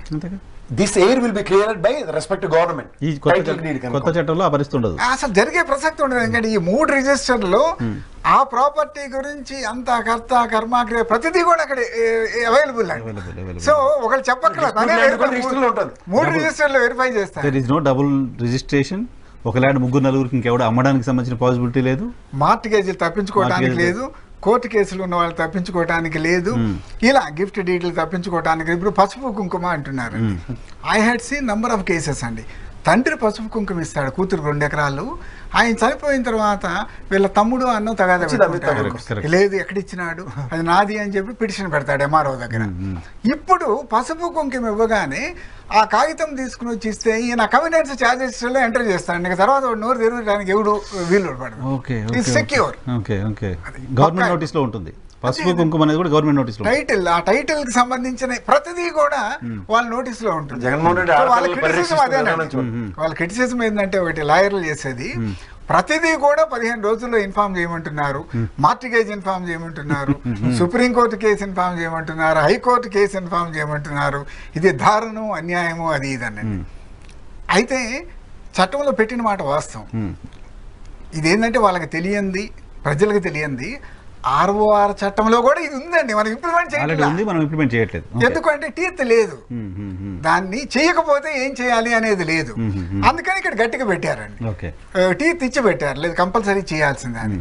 రెండోది అవసరం కూడా ఉండదండి చాలా. ఎందుకంటే ఇప్పుడు అంతా డిజిటలైజేషన్ జరుగుతుంది ప్రపంచం అంతా. రేపు ఈ యాక్ట్ ఇంప్లిమెంటేషన్కి వచ్చిన తర్వాత మనం సుప్రీంకోర్టు రిజిస్ట్రీ, హైకోర్టు రిజిస్ట్రీ ఇవన్నీ కూడా లింక్ పెట్టేస్తామండి. ఆటోమేటిక్గా అక్కడ కేసేయింగ్లోనే ఇక్కడ రిఫ్లెక్ట్ అయిపోతుంది. ఆటోమేటిక్గా లింక్ పెట్టేస్తే అక్కడ ఏమన్నా కేసు వేయింగ్లోనే ఆ సర్వే నెంబర్ది ఇక్కడ వెంటనే రిఫ్లెక్ట్ అయిపోతుంది. చివరిగా చంద్రబాబు నాయుడు గారు నేను వస్తే రెండో సంతకం దీని మీద పెడతా అంటున్నాడు, రద్దు చేయడానికి సంబంధించి. అదే ముందు అదే నేను అంటుంది, అవగాహన ప్రాబ్లమ్స్ ఏంటంటే పెద్దవాళ్ళకి రాజకీయంగా వాళ్ళు ఏమైనా మాట్లాడుకోవచ్చు కదండి. ఇది అసలు చట్టం చేస్తుంది ఎవరండి? Legislature with governor accent and దాని ప్రెసిడెన్షియల్ యాక్సెంట్. సో ఈయన సంతకం పెట్టేది ఏంటంటే ముందు లెజిస్లేచర్కి వెళ్ళాలి, అసెంబ్లీలో డిస్కస్ చేయాలి. డిస్కస్ చేసిన తర్వాత ఒకవేళ రిపీల్ చేయాలనుకుంటే కారణాలతోటి వాళ్ళు ఒక రిజల్యూషన్ పాస్ చేయాలా, దాని ముందు గవర్నర్ సాటిస్ఫై కావాలా, ఆ తర్వాత గవర్నమెంట్ ఆఫ్ ఇండియాకి వెళ్తే వాళ్ళు 1.25 లక్ష క్వశ్చన్ వాళ్ళు అడుగుతారు, మా డబ్బులు మాకు రిటర్న్ చేసేయండి. నేను అనుకోవటం జస్ట్ పొలిటికల్ స్టేట్మెంట్ అండి, అంతకు తప్పితే దే డోంట్ మీన్ ఇట్. అదే అబద్ధం అంటారో అవకాశం అంటారో, అంటే ఇప్పుడు ఏదో దాన్ని ఉపయోగించుకుంటే ఏమైనా లాభం వస్తుందేమో అని తప్పితే ఐ డోంట్ మీన్ ఆయనకి అది చేయాలనే ఉద్దేశం ఉందని చెప్పి నేను నమ్మనండి. కేవలం ఏదన్నా పనికి వస్తుందేమో ఇప్పుడు ఎలక్షన్ల కోసం అని చెప్పి అంటే ఎవ్వరు చేయరండి. నేను చెప్తున్నా కదండి, no man with his head on his neck, అంటే తలకాయ మెడ మీద తలకాయ ఉన్నవాడు ఎవరు కూడా దీన్ని విత్డ్రా చేసే ప్రసక్తి ఉండదు. అంతకంటే రిట్రాగ్రెసివ్ స్టెప్ అసలు ఈ దేశంలోనే ఉండదండి. ఇప్పుడు ఇంతకుముందు నాకు స్టార్టింగ్లో మీరు చెప్పారు, సో కేంద్ర ప్రభుత్వం ఇంప్లిమెంట్ చేస్తున్న క్రమంలో రకరకాల హర్డిల్స్ వస్తున్నాయి కాబట్టి రాష్ట్రాల సబ్జెక్టు రాష్ట్రాలకు ఇద్దాం, రాష్ట్రాలను చేసుకోమని చెప్పింది ఈ చట్టాలు, రైట్? అంటే సబ్జెక్టు రాష్ట్రాలది, వాళ్ళు చేయాలంటే వాళ్ళు డజన్ స్టాట్యూట్స్ అమెండ్ చేయాలి, అది చాలా కష్టమైన పని. సో ఆ పని వాళ్ళందరూ చేయకుండా వాళ్ళకి ఇబ్బంది లేకుండా ఆంధ్రప్రదేశ్ గవర్నమెంట్ ఒక మోడల్ చేసింది. కరెక్ట్. ఈ మోడల్ని మొత్తం కంట్రీ వైజ్ గా ఒకటే సెంట్రల్ గవర్నమెంట్ ఇంప్లిమెంట్ చేసేయచ్చు కదా, మళ్ళీ రాష్ట్రాలు అండ్ మీకు వాడే పదజాలం కాడి నుంచి టెన్యూరియల్ సిస్టమ్స్ ఒక్కొక్క ప్రాంతంలో ఒక రకం. మన దగ్గర రాయలసీమలో రకంగా అంకణాలు అంటారు, ఇక్కడ మన సెంట్లు అంటారు, ఇంకేదో రకరకాలు ఉంటాయండి. సో ప్రతి స్టేట్ కూడా స్టేట్ స్పెసిఫిక్ చేసుకోవాల్సిందండి. అంటే బ్రాడ్ ప్రిన్సిపల్స్, బ్రాడ్ ఫీచర్స్ ఇవే ఫాలో అవుతూ వాళ్ళకు ఉన్నటువంటి టెన్యూరియల్ సిస్టమ్ ప్రకారము వాళ్ళు చేంజెస్ ఇన్కార్పొరేట్ చేసుకోవాలండి. ప్రసాద్ గారికి కొన్ని పొలిటికల్ డౌట్స్ ఉన్నాయి, పొలిటికల్ గా ప్రధానంగా ఇంకొకటి కూడా అన్నారు మీరు, అదే ఈ అడ్వకేట్స్ ఎందుకు గొడవ చేస్తున్నారు. వీటన్నిటితో పాటు వాళ్ళు ఏమంటారంటే ఈ ఆర్డీఓలు, తహసీల్దార్లు వీళ్ళందరూ ఎమ్మెల్యేలు, ఎంపీలు కంట్రోల్లో ఉంటారు, వాళ్ళు చెప్పిన మాట వింటారు, ఇది అది మాట్లాడుతున్నారు. అంటే దురదృష్టం ఏంటంటే ఇప్పుడు కూడా అదే జరుగుతుంది కదండి. మరి దాన్ని తీసేయమని మనం ఏం చేస్తున్నాం? ఇప్పుడు ఎంఆర్ఓలే కదా 6 పాస్ పుస్తకాలు ఇచ్చేది, మరి ఇప్పుడు ఎందుకు మనం అబ్జెక్ట్ చేయట్లేదు అనేది ఒక ఇష్యూ. అయినంత మాత్రాన ఎమ్మెల్యే చెప్పాడు ఇంకోటి భూములు రిజిస్ట్రేషన్, మా దగ్గర తెలంగాణలో ఇప్పుడు ఎంఆర్ఓలు రిజిస్ట్రేషన్ చేస్తున్నారు, రిజిస్టార్లుగా మారిపోయారు, ఎంఆర్ఓలే రిజిస్టర్. రెండోది అసలు కరప్షన్ ఎందుకు పెరుగుతుందండి? ఈ పర్టికులర్ ఇష్యూలో 2 కారణాలు అండి ల్యాండ్కి సంబంధించి నేను 100% నమ్మేది అనుభవం మీద. ఒకటి, రికార్డు సరిగా మెయింటైన్ చేయకపోతే కరప్షన్ పెరుగుతుందండి ఆటోమేటిక్గా. రెండవది, మనకున్నటువంటి జ్యుడిషియల్ సిస్టంలో న్యాయము తక్కువ ఖర్చుతోటి త్వరితగతిన జరగదు కాబట్టి ఈ గొడవంతా ఎక్కడ పడతామండి? సంవత్సరాల చుట్టూ కోర్టుల చుట్టూ తిరిగి డబ్బులు తగిలేసే కాడకు 10,000 20,000 ఇచ్చి సెటిల్ చేసుకుంటే పోతుంది కదా అని చెప్పి. అంతేనండి. ఇప్పుడు మనమైనా నాకైనా మనసులో అదే అనిపిస్తుంది, ఎక్కడ తిరుగుతామండి ఇన్ని సంవత్సరాలు లక్షలు ఖర్చు పెట్టుకుని, ఏదో 10,000తో అయిపోతే పోనీ ఇచ్చేసానో చేపించుకుందాము అని. సో ఇప్పుడు ఉన్న వ్యవస్థ అదే అంటే వారు ఏదైతే ఊహించుకుంటున్నటువంటి ఆ జ్యుడిషియల్ సిస్టము సామాన్య మానవ దృష్టిలో అంత గొప్పగా పనిచేయట్లేదు వాస్తవం. రెండవది, ఇప్పుడు కూడా వాళ్ళ కంట్రోల్లోనే ఉన్నారండి, కొత్తగా మనం తీసుకొస్తుంది ఏమి లేదు ఎమ్మెల్యేలు, ఎంపీలు. ఇప్పుడు అంటే వీళ్ళు ఒక గోబల్స్ ప్రచారం తెరలేపారు, అంటే యాజ్ ఇఫ్ వీళ్ళేదో ఈ జగన్మోహన్ రెడ్డి గారే ఇదంతా చేస్తున్నట్టుగా వీళ్ళకి ఏం సంబంధం లేనట్టు. But it's been driven from 2008 మానవుడు పివి నరసింహరావు గారి దగ్గర నుంచి మొదలెట్టుకుంటే Correct. 2019లో ఈ ఆంధ్రప్రదేశ్ చేసిన ఒక సమిష్టి కృషి అనే చెప్పాలి. ఒక రోవర్స్ని కొనుగోలు, తర్వాత ఈ 75 సెంటర్స్ని పెట్టి దాని నుంచి శాటిలైట్తో అనుసంధానించి ఓవరాల్గా సక్సెస్ స్టోరీ. ఇది ఛాలెంజ్ అండి. నేను ఉదాహరణ చెప్తాను. 2019లో నేను నరసింహరావు గారి ఇంటికి వెళ్ళానండి. నా క్లోజ్ ఫ్రెండ్ అని మేము కలిసి వాకింగ్ చేసేవాళ్ళము. ఆయన ప్రిన్సిపల్ సెక్రటరీ కేసీఆర్ నరసింహరావు గారు ఉండేవారు కదా. మేము ఇద్దరు, నేను కుందనబాగ్లో ఉండేవాడిని, ఆయన మా పక్కిళ్ళు అనమాట. కలిసి తిరుగుతుండేవాళ్ళమే. వెళ్ళిన కొత్తలో నర్సింగ్ ఇదిగో ఇది మేము ఈ రీసర్వే మొదలు పెడుతున్నాము, ఇది చేస్తున్నాము, యాక్ట్ కూడా తీసుకొద్దాం అనుకుంటే అని అంటే ఫస్ట్ రియాక్షన్, సార్ ఎందుకు పెట్టుకున్నారు సార్ ఇదంతా, ఎక్కడ అవుతుంది సార్ ఇదండి. ఒక senior IAS officer and one of the honest officers అటువంటి సార్ ఇదంతా ఎందుకు పెట్టుకున్నారు సార్ అని. అంటే ఒక 30 సంవత్సరాల అనుభవం ఉండి ఒక సింగరేణి కాలరీస్ కోల్ ఇండియా నడిపినటువంటి మనిషి నోటి అంట ఇది మనం చెయ్యలేము అనేటటువంటి అభిప్రాయం వ్యక్తమైనటువంటి సందర్భంలో అటువంటి ఇష్యూలో ఒక యంగెస్ట్ చీఫ్ మినిస్టరు ధైర్యంగా లేదన్నా చేద్దాం అని చెప్పి తీసుకున్నాడు అని అంటే అసలు I salute his guts and 2 years corona pandemic లో కూడా వర్క్ కాకుండా కంటిన్యూస్ గా 4 years నరసరావు గారు, ఇప్పుడు చాలా మందికి ఒక అపోహ ఉంది, ఎందుకు ఎంతమంది సలహాదారులు అని. అజయ్ కల్లం లాంటి వ్యక్తిని సలహాదారుగా తీసుకుంటే the primary motto and purpose is been justified. ఇది చెప్పగలరా సార్ మీరు? అంటే సలహాదారుల గురించి మనం ఏం మాట్లాడతాం, కొంత కన్సల్టెంట్స్ అంటాం, కొంత ఇది అంటాము. అంటే ప్రభుత్వ సలహాదారుల్ని ఏ పర్పస్ అన్న దగ్గర మీరు 5 ఏళ్ళు నిశ్శబ్దంగా ఉన్న అజయ్ కల్లం గారు ఇవాళ ఒక వైబ్రేషన్స్ క్రియేట్ చేస్తున్నాడు. ఏంటంటే what the purpose of this survey, what is the purpose of this thing. చెప్పాలంటే ఒక సలహాదారు రూపంలో ఒక కార్యాచరణ ఎత్తుకుంటే 11,000 మందికి ఇంజనీర్లకి ఉపాధి కల్పించబడింది. మీకు తెలుసు తెలియదు ఈ డేటా. పంచాయతీ సెక్రటరీ స్థాయిలో కూడా 5,800 మందిని రిక్రూట్ చేశారు. సర్వేర్లు అయితే చాలా చాలా ప్రాబ్లమ్ సార్, ఊర్లో చూస్తుంటాం కదా. సార్ మీరు విఆర్ఓలు 2,688 మందికి అవకాశం ఇచ్చారు. పంచాయతీ కార్యదర్శులు 5,417, ప్లానింగ్ కార్యదర్శులు 3,788, మెజిస్ట్రేట్ సేవలు 679, 42,60,60,000 ఎకరాలు సర్వే చేశారు. అంటే రిజాల్వ్డ్ 45,000 కేసులు పరిష్కరించారు. ఈయన సలహాదారుడుగా ఉన్న దాంట్లో ల్యాండ్ డిస్ప్యూట్స్ ని అన్నింటిని అడ్రస్ చేసి 17,53,000 ఎకరాలు ప్రజలకు పంచేలా చేయగలిగాడు. ఓ సలహాదారుడు వైబ్రేషన్ ఇది. ఒక చుక్కల భూమి సాల్వ్ చేసేస్తామన్నది, అనాథానం భూములు సాల్వ్ చేసినాము, కండిషనల్ పట్టాలు సాల్వ్ చేసినాము, ఎస్ఐన్ భూములు చాలా వరకు సాల్వ్ చేస్తున్నారు, 30 లక్షల మంది హౌస్ పట్టాస్ ఇచ్చారు. ఇవన్నీ అంటే ల్యాండ్ మేనేజ్మెంట్, ల్యాండ్ రిఫార్మ్స్ గత 2-3 సంవత్సరాలుగా డిస్పైట్ కోవిడ్ జరిగినవి, తీసుకొచ్చినటువంటి మార్పులు నేను ఈ 40 సంవత్సరాల సర్వీస్లో ఎప్పుడు చూడలేదు. చాలా పెద్ద స్టేట్మెంట్. గట్టిగా చెప్పండి సార్. గత 40 సంవత్సరాల్లో ఇంత షార్ట్ పీరియడ్లో అంత ఇంటెన్సివ్గా so many land issues address చేస్తూ ఆ రిఫార్మ్స్, ఆ గైడ్ లైన్స్ ఎప్పుడు తీసుకురాలేదు. వన్ టైం అచీవ్మెంట్, ఒకసారి స్ట్రీమ్ లైన్ అయిపోతే సిస్టమ్ అందరూ హ్యాపీగా ఉంటారు. ల్యాండ్ అనేది ఒక మేజర్ ఇష్యూ. ఎందుకు అని అంటే ఆయన చెప్పేది, ఆయన పాదయాత్రలో వచ్చినటువంటి కంప్లైంట్స్, అప్పుడు గ్రీవెన్సెస్ మనం క్లాసిఫై చేస్తే largest number land issues, only land issues. 40 or 50% of the grievances only land మీద వచ్చినాయి. అంటే ల్యాండ్ ప్రాబ్లమ్స్ ఎవరు అడ్రస్ చేయట్లేదు. ఒరిజినల్ గా కర్నాలు మున్సిపల్ ఉన్నప్పుడు చక్కగా రికార్డ్ మెయింటైన్ చేశారు. ఎందుకు అంటే లేచిన కాడి నుంచి నోట్లో మొహం పొల పెట్టుకున్నా కూడా ఊరంతా తిరిగేవాళ్ళు, ఏ గట్టి ఎక్కడ ఉంది, ఎవరేమి రోజు తిరిగేవాళ్ళంట. కరెక్ట్ తెలిసేది. మేము చిన్నగా ఉన్నప్పుడు ఉండేవాళ్ళని. అది సరే ఏదో కక్ష కట్టి వీళ్ళంతా కాంగ్రెస్ వాళ్ళు అది ఇది అనే ఉద్దేశంతో వచ్చిన తర్వాత మొత్తం వ్యవస్థను రద్దు చేశారు. అంతకుముందు కంపల్సరీ రెవెన్యూ డిపార్ట్మెంట్ కర్నాల్ ద్వారా చేపించినటువంటి మన ఉర్దూ పదాలండి ప్రాక్టీసెస్ ఏంటంటే అజ్మాయిష్ అంటే మనం ప్రతి సర్వే నెంబర్కి వెళ్ళాలా, ఏం పంట వేసాడు, ఎవడు దున్నుతున్నాడు రికార్డ్ చేయాలని. 2 సీజన్లో 3 పంటలు వేసే చోట 3 సీజన్లో కర్ణం కానీ ఎవరైనా చేయాలి. ఇవన్నీ అయిపోయిన తర్వాత అప్పుడు ల్యాండ్ రెవెన్యూ ఉండేది కాబట్టి collection, settlement of the accounts ని జమాబందీ అనేవాళ్ళండి. విలేజ్ లో సెంట్రల్ ప్లేస్ కి ఎక్కడ వచ్చి మా ఊర్లో లైబ్రరీలో కూర్చునేవాళ్ళు. అందరు ఊరు పెద్దల్ని అందరిని పిలిచి రికార్డు ఓపెన్ గా పెట్టేవాళ్ళండి అందరి ముందు. ఆ రోజు తహసీల్దార్ పెట్టి ఏమయ్యేది, ఈ విధంగా రికార్డ్ చేశారు, ఇది దీని మీద ఎవరికైనా అబ్జెక్షన్స్ ఉన్నాయా, ఓపెన్ అండి. అప్పుడు పెద్ద మనుషులు చెప్పేవాళ్ళు, లేదండి పొలై పేరు రాశారు రాంగ్ అండి, అది ఎర్రయ్య గారిదండి అనేవాళ్ళు. వెంటనే కరెక్ట్ చేసేవాళ్ళు.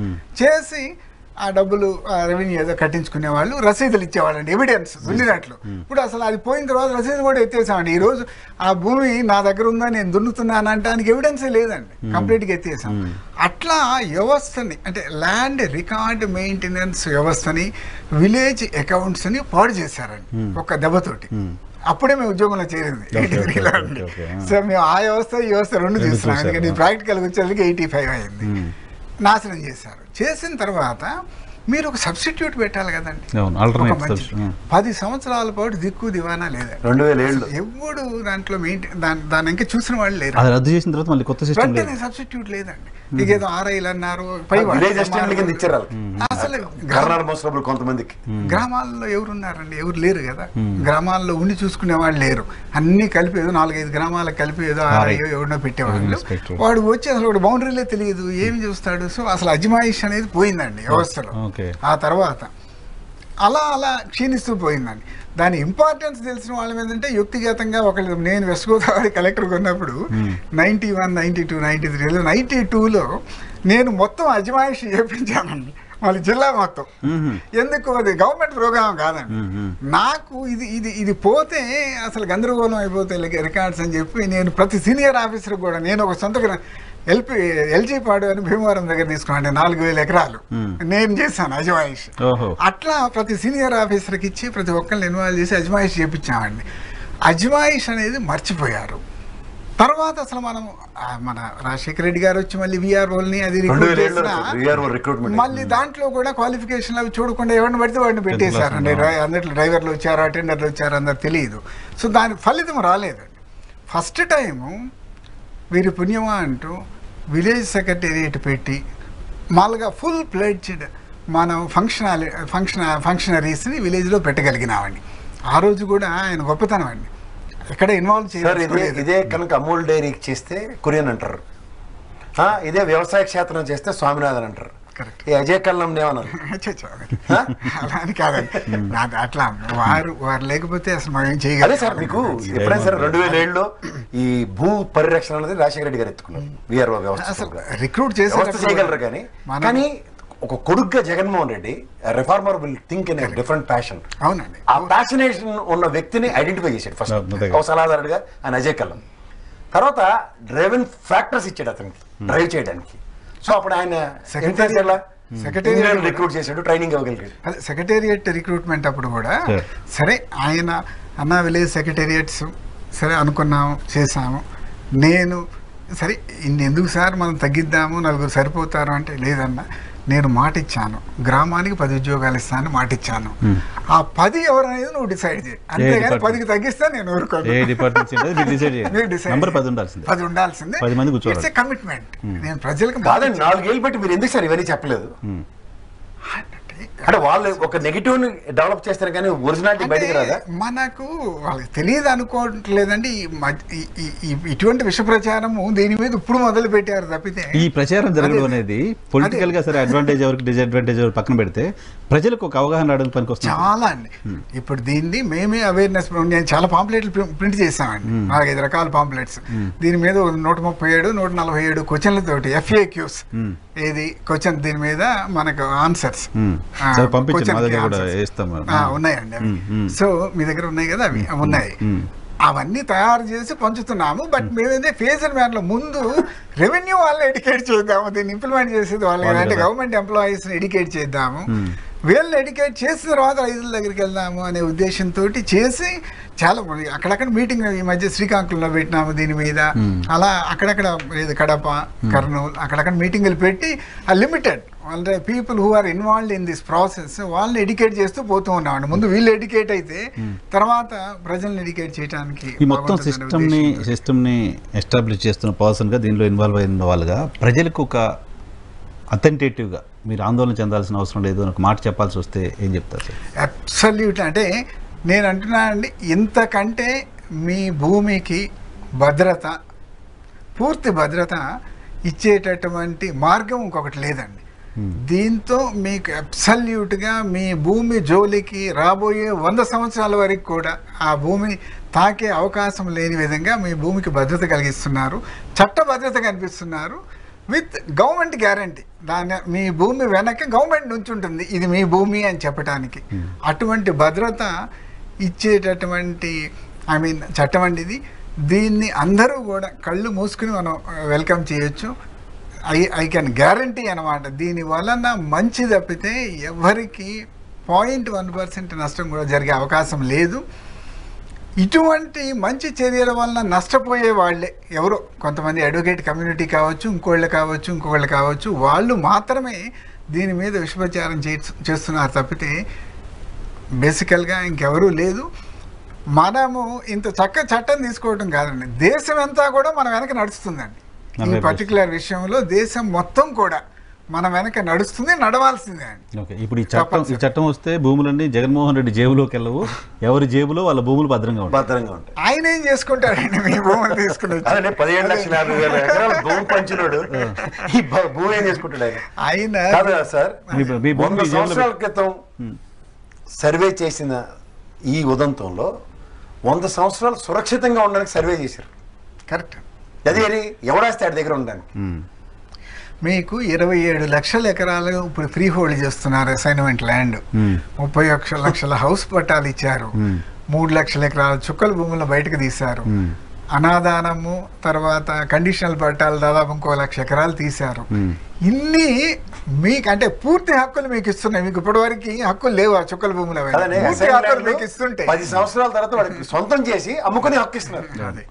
అటువంటి దేశ చరిత్ర లేదు అసైన్ ల్యాండ్ అమ్ముకోవడానికి. అటువంటిది అసలు ఆయన మీ భూములు తీసుకునేది ఏంటి? ఒక విష ప్రచారం. ఏది పాస్బుక్ మీద ఆయన బొమ్మ ఉందండి, ఆయన ముఖ్యమంత్రి గారు కాబట్టి ఆయన బొమ్మ పెట్టారు తప్పితే మీరు సార్వభౌములు ఏం చేసేవారు అన్న దానికి ఈ సార్వభౌముడి కింద ఈ టర్మ్ ఉన్నాడు కాబట్టి ఈయన ఆయనలో జరిగిందని ఫోటో ముఖ్యమంత్రి ఉంటే ఆ ఫోటోలు ఉంటాయి. అంతకుముందు కూడా రకరకాల వాటి మీద వాళ్ళు ముద్రలు వేసుకున్నారని రైతు బంధు కార్డులు ఇచ్చేవాళ్ళు సార్. ఇప్పుడు 90s లో బహుశా రైతు బంధు కార్డులపై ముఖ్యమంత్రి ఫోటోలు ఇచ్చారు. అంతేగాని అసలు వేరే ఉద్దేశం లేదు. అదే విష ప్రచారం, మీరు నమ్మొద్దు. దయచేసి ఇంకా కొంచెం ముందుకు వెళ్ళి కాంట్రవర్సీ కావచ్చుకొని ఒక స్టేట్మెంట్ ఇస్తానంటే దయచేసి వారం రోజుల పాటు ఐ థింక్ న్యూస్ పేపర్లు న్యూస్ ఛానల్స్ చూడటం మానేసేయండి. ప్రశాంతంగా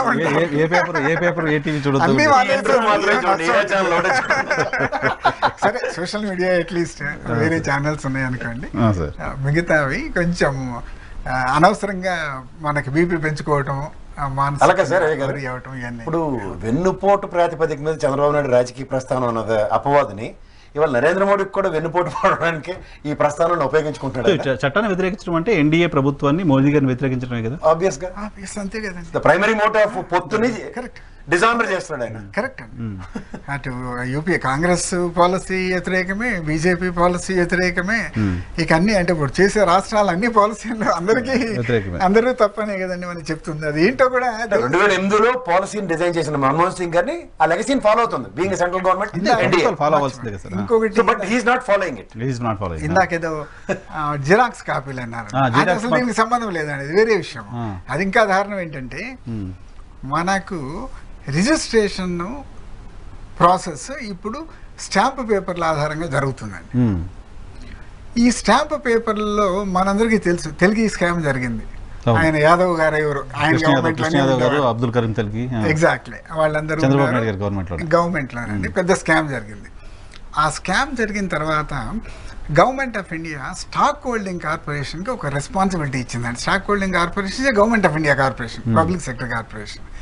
ఏంటి, ఈ స్టాంప్ పేపర్ల కంటే ఎక్కువ సెక్యూరిటీ ఫీచర్లు ఉండి కాపీ కొట్టలేనటువంటి అదేనండి స్టాంప్ పేపర్లు ఎక్కువ ఫీచర్లు ఉండేటటువంటి మీరు పేపర్లు మీరు ఎట్లన్నా కానీ దాని మీద ఫోకస్ పెట్టి రండి, మనం రిజిస్ట్రేషన్కి ఉపయోగించుకోవాలి అని చెప్పి అంటే వాళ్ళు వెంటనే పాపం తయారు చేశారండి 22 ఏమో సెక్యూరిటీ ఫీచర్స్తో. ఇప్పుడున్న స్టాంప్ పేపర్ల కంటే ఎంతో ఎక్కువ సెక్యూరిటీ ఫీచర్స్, వాటిని కాపీ చేయలేమండి. అవి తీసుకుని దీంతో ఇంకా రిజిస్ట్రేషన్ ప్రాసెస్ స్టార్ట్ చేద్దాము ఇవి. కానీ అదేవిధంగా మనకు షేర్ సర్టిఫికేట్లు అవన్నీ కూడా మొత్తం రిజిస్ట్రేషన్ అంటే 2015లో మహారాష్ట్ర గవర్నమెంట్ స్టార్ట్ చేశారండి. They have been following electronic stamping. 2015లో Maharashtra government income revenue stamp and registration income is 6 times or 8 times more than Andhra. పెరిగిందా దాని తర్వాత? అసలు మామూలుగానే 40,000 కోట్లు ఎంత అండి వాళ్ళ stamp and registration revenue, one of the highest in the country. అంటే యూజువల్గా ఎక్కడ కాస్త బిజినెస్ ఎక్కువ, వాల్యూ ఎక్కువ. బాంబే వీటన్నిటిలో plus I think more urbanised state, lot of registrations, flats అవి ఇవి చాలా ఎక్కువ అండి ఇన్కమ్. బట్ డిజిటల్ ఇది అనేది పెంచింది, ఇంకా పెంచింది, ఎన్హాన్స్ చేసింది. అంటే ఇంకా సెక్యూరిటీ ఫీచర్స్ ఎక్కువ ఇచ్చారు వాళ్ళకి అవసరమైంది, ఇంప్లిమెంట్ చేస్తున్నారు. ఇంప్లిమెంట్ చేసిన తర్వాత అన్ని రాష్ట్రాలు కూడా ఇది ఫాలో కాండి అంటే 10-12 రాష్ట్రాలు మొదలు పెట్టారు. ఇప్పుడు దాదాపు 20 రాష్ట్రాలు చేస్తున్నాయి. 2016లో నేను రెవెన్యూ సెక్రటరీ నాకు, ఇది చంద్రబాబు వారి గవర్నమెంట్లోనే, ఫైనాన్స్ కూడా తర్వాత నాకే ఇచ్చారు. రెవెన్యూ సెక్రటరీ ఉన్నప్పుడు నేను స్టాక్ హోల్డింగ్ నుంచి పిలిపించి పైలట్ చేయించాను ఈ రాష్ట్రంలో. సరే ఆ తర్వాత నేను రిటైర్ అయ్యాను 17లో. రిటైర్ అయిన తర్వాత అది ఏం జరిగిందో ఏంటో నాకు తెలియదండి. వాళ్ళు పైలట్ చేసినారు, అది ఇంప్లిమెంటేషన్ ఫుల్గా జరగలేదు ఏంటి అని. ఈ మధ్యకాలంలో నేను ఐజీ రిజిస్ట్రేషన్ అండ్ స్టాంప్స్ 2 సంవత్సరాల క్రితం అయ్యాము. రామకృష్ణ ఏమైందయ్యా బాబు, అది ఎప్పుడూ మొదలు పెట్టాం కదా, ఇంకా నత్తనడుగు నడుస్తుందా ఏదా, ఎందుకు మనం ఫుల్ స్కేల్లో ఇంప్లిమెంట్ చేయట్లేదంటే, సార్ అది నేను ఈ మధ్య చూసాను సార్, మీరు మొదలు పెట్టింది అట్లానే ఆగిపోయింది, నేను రివైవ్ చేస్తానని చేసి దాన్ని పర్ఫెక్ట్ చేసి అంతా వాళ్ళని ఇన్వాల్వ్ చేసి ట్రయల్ ఎర్రర్స్ అన్నీ చేసి మొన్న 16 సబ్ రిజిస్ట్రార్ ఆఫీసుల్లో ఒక్కొక్క సబ్ రిజిస్ట్రార్ ఆఫీస్లో 135, 165 డాక్యుమెంట్లు ఈ సెక్యూరిటీ ఫీచర్స్ ఉన్నటువంటి పేపర్ ఉపయోగించి మీరు రిజిస్ట్రేషన్ చేయండి అని చెప్పి ఆయన ఒక సర్క్యులర్ ఇచ్చాడు. This is not a copy or xerox అండి, this is a paper which is much better than the existing stamp paper. Already 20 రాష్ట్రాల్లో ఎగ్జిస్టింగ్ ఉంది. కొన్ని లక్షల కోట్ల రిజిస్ట్రేషన్ జరిగినాయండి ఈ దేశంలో ఇప్పుడు, ఇది ఆ పేపర్ ఉపయోగించి. It's far better than the existing stamp paper. So ఇది ఆయన ఇన్స్ట్రక్షన్ ఇచ్చేటప్పుడే 3-4 మంత్స్ క్రితమే మీరు చూస్తుంటారు పేపర్లో, స్టాంప్ వెండర్స్ సార్ వీళ్ళందరూ స్ట్రైక్ చేశారు. ఆబ్వియస్ గా మనం ఏ మంచి పని చేస్తున్నా ఏదో ఒక సెక్షన్ కి తగులుతుంది కదా. లార్జర్ స్కేల్ లో ఎవరికి ఉపయోగం ఉంటుందని చూస్తాం కదా. ఇప్పుడు మనకేంటంటే ఈ దొంగ రిజిస్ట్రేషన్లు అవన్నీ చేయడానికి మనకి పాత స్టాంప్ పేపర్లు ఇంకా దొరుకుతుంటాయి. సో వాటితో కొని ఈ దిక్కుమాల పనులు చేసే అలవాటు ఉన్న వాళ్ళకి ఇలాంటి పేపర్లు కనుక శాంచ్యూట్ పేపర్ ఎప్పుడైతే ఎగ్జిస్టెన్స్ లోకి వస్తుందో పాత దిక్కుమాల కార్యక్రమాలన్నీ ఆగిపోతాయి. అంటే దీంట్లో ఏం జరుగుతుందంటే అండి, బయటలాగా ఇప్పుడు మనం పేపర్ కొనుక్కొచ్చి ఇవ్వదండి, మనం రిజిస్ట్రేషన్ జరిగేటప్పుడు ఈ ఫీచర్స్ తోటి అదే ప్రింట్ చేస్తుందండి. ఆ పేపర్ లోనే ప్రింట్ అయ్యి వస్తాయి మనకు వచ్చే డాక్యుమెంట్ పేపర్ అన్ని. ఇప్పుడు మన జరుగుతున్న ప్రొసీజర్ ఏంటి, కింద బ్రోకర్ గా ప్రింట్ తీసి మనం తీసుకెళ్తే స్టాంప్ పేపర్లు గుట్టుకు ఇస్తున్నాం. మనం బయట స్టాంప్ పేపర్లు తీసుకెళ్లి దాని మీద టైప్ చేపిస్తామండి. అట్లా కాదు, ఇప్పుడు ఎలక్ట్రానికల్ అంటే ఈ పేపర్ మనం బయట కొనలేం, మెషిన్ లోనే ప్రింట్ అవుతూ ఆ సెక్యూరిటీ ఫీచర్స్ తోటి ఈ పేపర్ వస్తుందండి. అది కొత్త కాదండి, అదే ఇందాక చూపెడుతుంది అనమాట. చూపించండి అదే ఇది చూడండి. ఇప్పుడు ఇది కర్ణాటకలో చేసే రిజిస్ట్రేషన్ పేపర్ అండి. ఆ పక్కన stamp paper, old stamp paper ఉంది, అదొకసారి ఫోకస్ చేయండి. అది జిరాక్స్ ఎట్లా అవుతుందండి నాకు అర్థమే కాదు. సార్ ఇక్కడ వాళ్ళు ఏంటంటే sir, so this is a digital copy. Can you Zoom it? ఇందులో జరిగింది ఏంటంటే సార్, మీరు అథెంటికేషన్ రెస్పాన్సిబిలిటీతో ఒక గవర్నమెంట్ ఒక ట్రాన్స్పరెన్సీతో పనిచేస్తుంది. చూడడానికి జిరాక్స్ పేపర్ లాగా కనపడుతుంది. వాళ్ళు జిరాక్స్ పేపర్ అనుకుంటున్నారు అంటే పాత స్టాంప్ పేపర్ కి అలవాటు పడ్డాం కదా, పైన పెద్ద 100 రూపీస్ 50 రూపీస్ కనపడితే ఓకే సేఫ్. ఇష్టం వచ్చినట్టు కొనుక్కోవచ్చు, మనకి నచ్చింది టైప్ చేసుకోవచ్చు. This is more secure. బయట ఎక్కడ దొరికేది కాదు, డైరెక్ట్ డిపార్ట్మెంట్ దగ్గర ఉంటుంది, బయట ఎవడు అమ్మేది కాదు. 20 రాష్ట్రాలు బ్రహ్మాండంగా ఇంప్లిమెంట్ చేస్తున్నాయి. ఇది పైలట్ చేసింది వాళ్ళ గవర్నమెంట్, చంద్రబాబు నాయుడు గారి గవర్నమెంట్ లో. అదే నేనే చేయించాను. అంటే ఏంటంటే మంచి చేద్దాం అన్న ఉద్దేశం ఉన్నవాడితో మంచి చేయనివ్వలేదు, ఎందుకంటే అంటలేదని is not retired, somebody else has initiated. వాళ్ళకి ఏంటంటే ఇక్కడ ఇవన్నీ ప్రాపర్టీలన్నీ పక్కవే అన్యాక్రాంతం చేయడానికి వాళ్ళకు ఉన్న శ్రద్ధకి ఈ ప్రభుత్వం చిత్తశుద్ధితో చేస్తున్న పనికి వాళ్ళకి అవగతం కావట్లేదు. ఏమనిపించింది ప్రసాద్ గారు? మొత్తం సార్ ఆల్మోస్ట్ 1 hour డీటెయిల్గా ఎక్స్ప్లెయిన్ చేశారు. మీకు ఇంకేమైనా అపోహలు ఉన్నాయా? నాకు అపోహ కాదు సార్, ప్రజలకు తెలుసుకోవాల్సిన విషయం ఏంటంటే ఒక ప్రభుత్వం ఒక ఇనిషియేటివ్ తీసుకుందంటే, ఒక స్టేట్ గవర్నమెంట్ అనండి సెంట్రల్ గవర్నమెంట్, ఈ రెండు అనుసంధానించుకుని పని చేస్తున్నప్పుడు ప్రజలకి మంచి జరుగుతుంది. ప్రధానికి 2008లో ఇనిషియేట్ చేసింది ఈ ఎన్డీఏ గవర్నమెంట్, అది సంబంధం లేదని వదిలేసి ఉంటే, బికాస్ ద బ్రాడర్ ప్రాస్పెక్ట్లో ఆలోచిస్తుంది ఏంటి, దేశంలో ఉన్న భూములన్నీ పరిరక్షించబడాలి, ఒరిజినల్ టైటిల్ కనుక కరెక్ట్గా ఉంటే గ్లోబలైజేషన్ ఇండస్ట్రియలైజేషన్ అనేది జరుగుతుంది అన్న దానికి మన బేసిక్ రూట్స్ని సరి చేసుకుంటేనే కానీ జరగదన్నది. ఇప్పుడు నేను దార్శనికుడిని హైదరాబాద్ సృష్టించాలని పకోడీ కబుర్లు చెప్పడం కాదు, వాస్తవానికి దగ్గరగా గ్రాస్ రూట్లో మనకున్న ప్రాబ్లమ్స్ అన్ని రిజాల్వ్ చేస్తే, ఆయన గవర్నమెంట్లోనే ఇంప్లిమెంట్ చేయమన్న స్టాంప్ పేపర్ కనుక చేస్తుంటే అట్లీస్ట్ ఆంధ్రప్రదేశ్ భూమిలో కొంత ట్రాన్స్పరెన్సీ అనే ఉంటుంది sir, which has not happen. And unfortunately are fortunately a person who is initiated now again దాని జెరాక్స్ కాపీలను అవమానం చేస్తారు. దేనికి? వెన్నుపోటు వెనకపాటు కాదు కదా, వెన్నుపోటు పడ్డం అలవాటే. 2019లో ఇనిషియేటివ్ తీసుకున్న ఈ ఎన్డీఏ కొత్త గవర్నమెంట్లో the execution most of the states చేస్తున్నా సరే వీళ్ళు అవరోధాలు క్రియేట్ చేస్తూ దాన్ని జస్టిఫై చేయడానికి కూడా ఇవాళ పొత్తు ధర్మాన్ని కూడా విస్మరించి వాళ్ళ స్వార్థ ప్రయోజనాల కోసం ప్రజలను పక్కదారి ఎలా పట్టిస్తారు. బీజేపీ ఎందుకు సైలెంట్ గా ఉంటుంది? ఎందుకంటే because they knows pretty well. ఇవాళ మీరు when they have not touched the manifesto that itself shows an answer. నేను చెప్పిన తప్ప కోతాట్లు ఆడుతుంటాను, కోతాట్లో ఎన్డీఏ కాంట్రాక్ట్ చేయదు. రెండోది మీరు ఇంకోటి గమనిస్తే, ఇవాళ నేను సంపద సృష్టిస్తానని చెప్పే దగ్గర సంపద మూలాలే కరెక్ట్గా లేనప్పుడు ఎక్కడ సంపద సృష్టిస్తాడు? అసలు అది కాదండి, నాకు విచిత్రం ఏంటంటే పెద్ద బాల శిక్ష చదివి మేము చదువుకున్నామండి. మా 5వ తరగతి వరకు పెద్ద బాల శిక్ష ఉండేది. సో పెద్ద బాల శిక్షలో దానికి మోరల్ ఫౌండేషన్ ఉండేది కదా. అభివృద్ధి ఏదో మాట్లాడుతున్నారు, అభివృద్ధి అంటే ఏంటి నిర్వచనం, సంపద అంటే నిర్వచనం. మా నాన్న చెప్తుండేవారండి, నేను ఆయన చదువుకుని తక్కువే 6వ తరగతి అట్లా ఉన్నప్పుడు, మరి సంపద అంటే డబ్బు ఆస్తి కాదురా, అది పెద్ద కుటుంబం సంపద. ఇప్పుడు మన కుటుంబం ఉంది, జాయింట్ ఫ్యామిలీ, 50 మంది ఉన్నారు. ఇది రా సంపద అంటే, ఒకళ్ళ కోసం ఒకళ్ళు నిలబడేవాళ్ళు. నీకు ఎప్పుడు అసలు ఆ ఫియర్ అనేది ఉండదు. నాకు ఏం జరిగినా 10 మంది ఉన్నారు నా పక్కన.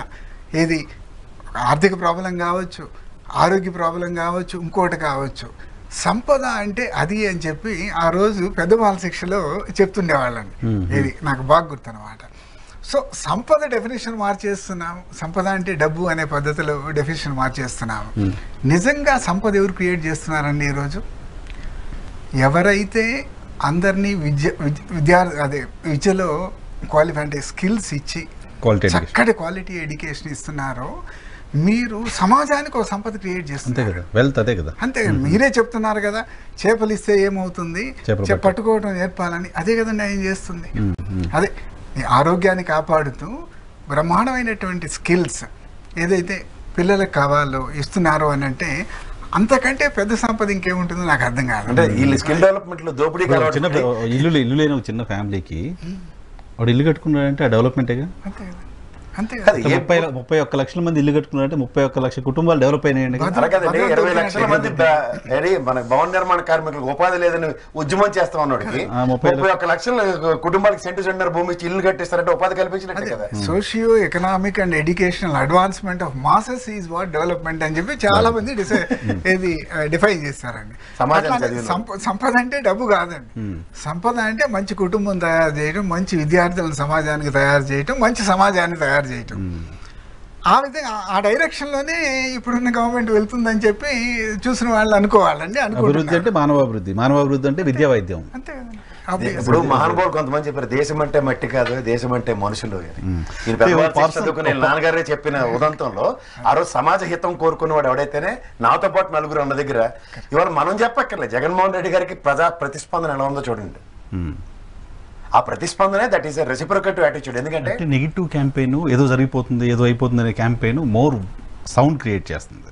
అదే నేను అనుకోవటం అదే అండి ఇందాక అన్నట్టు. బట్ ఎక్కువసేపు ఉండదు, దే డోంట్ మీన్ ఇట్ అండి.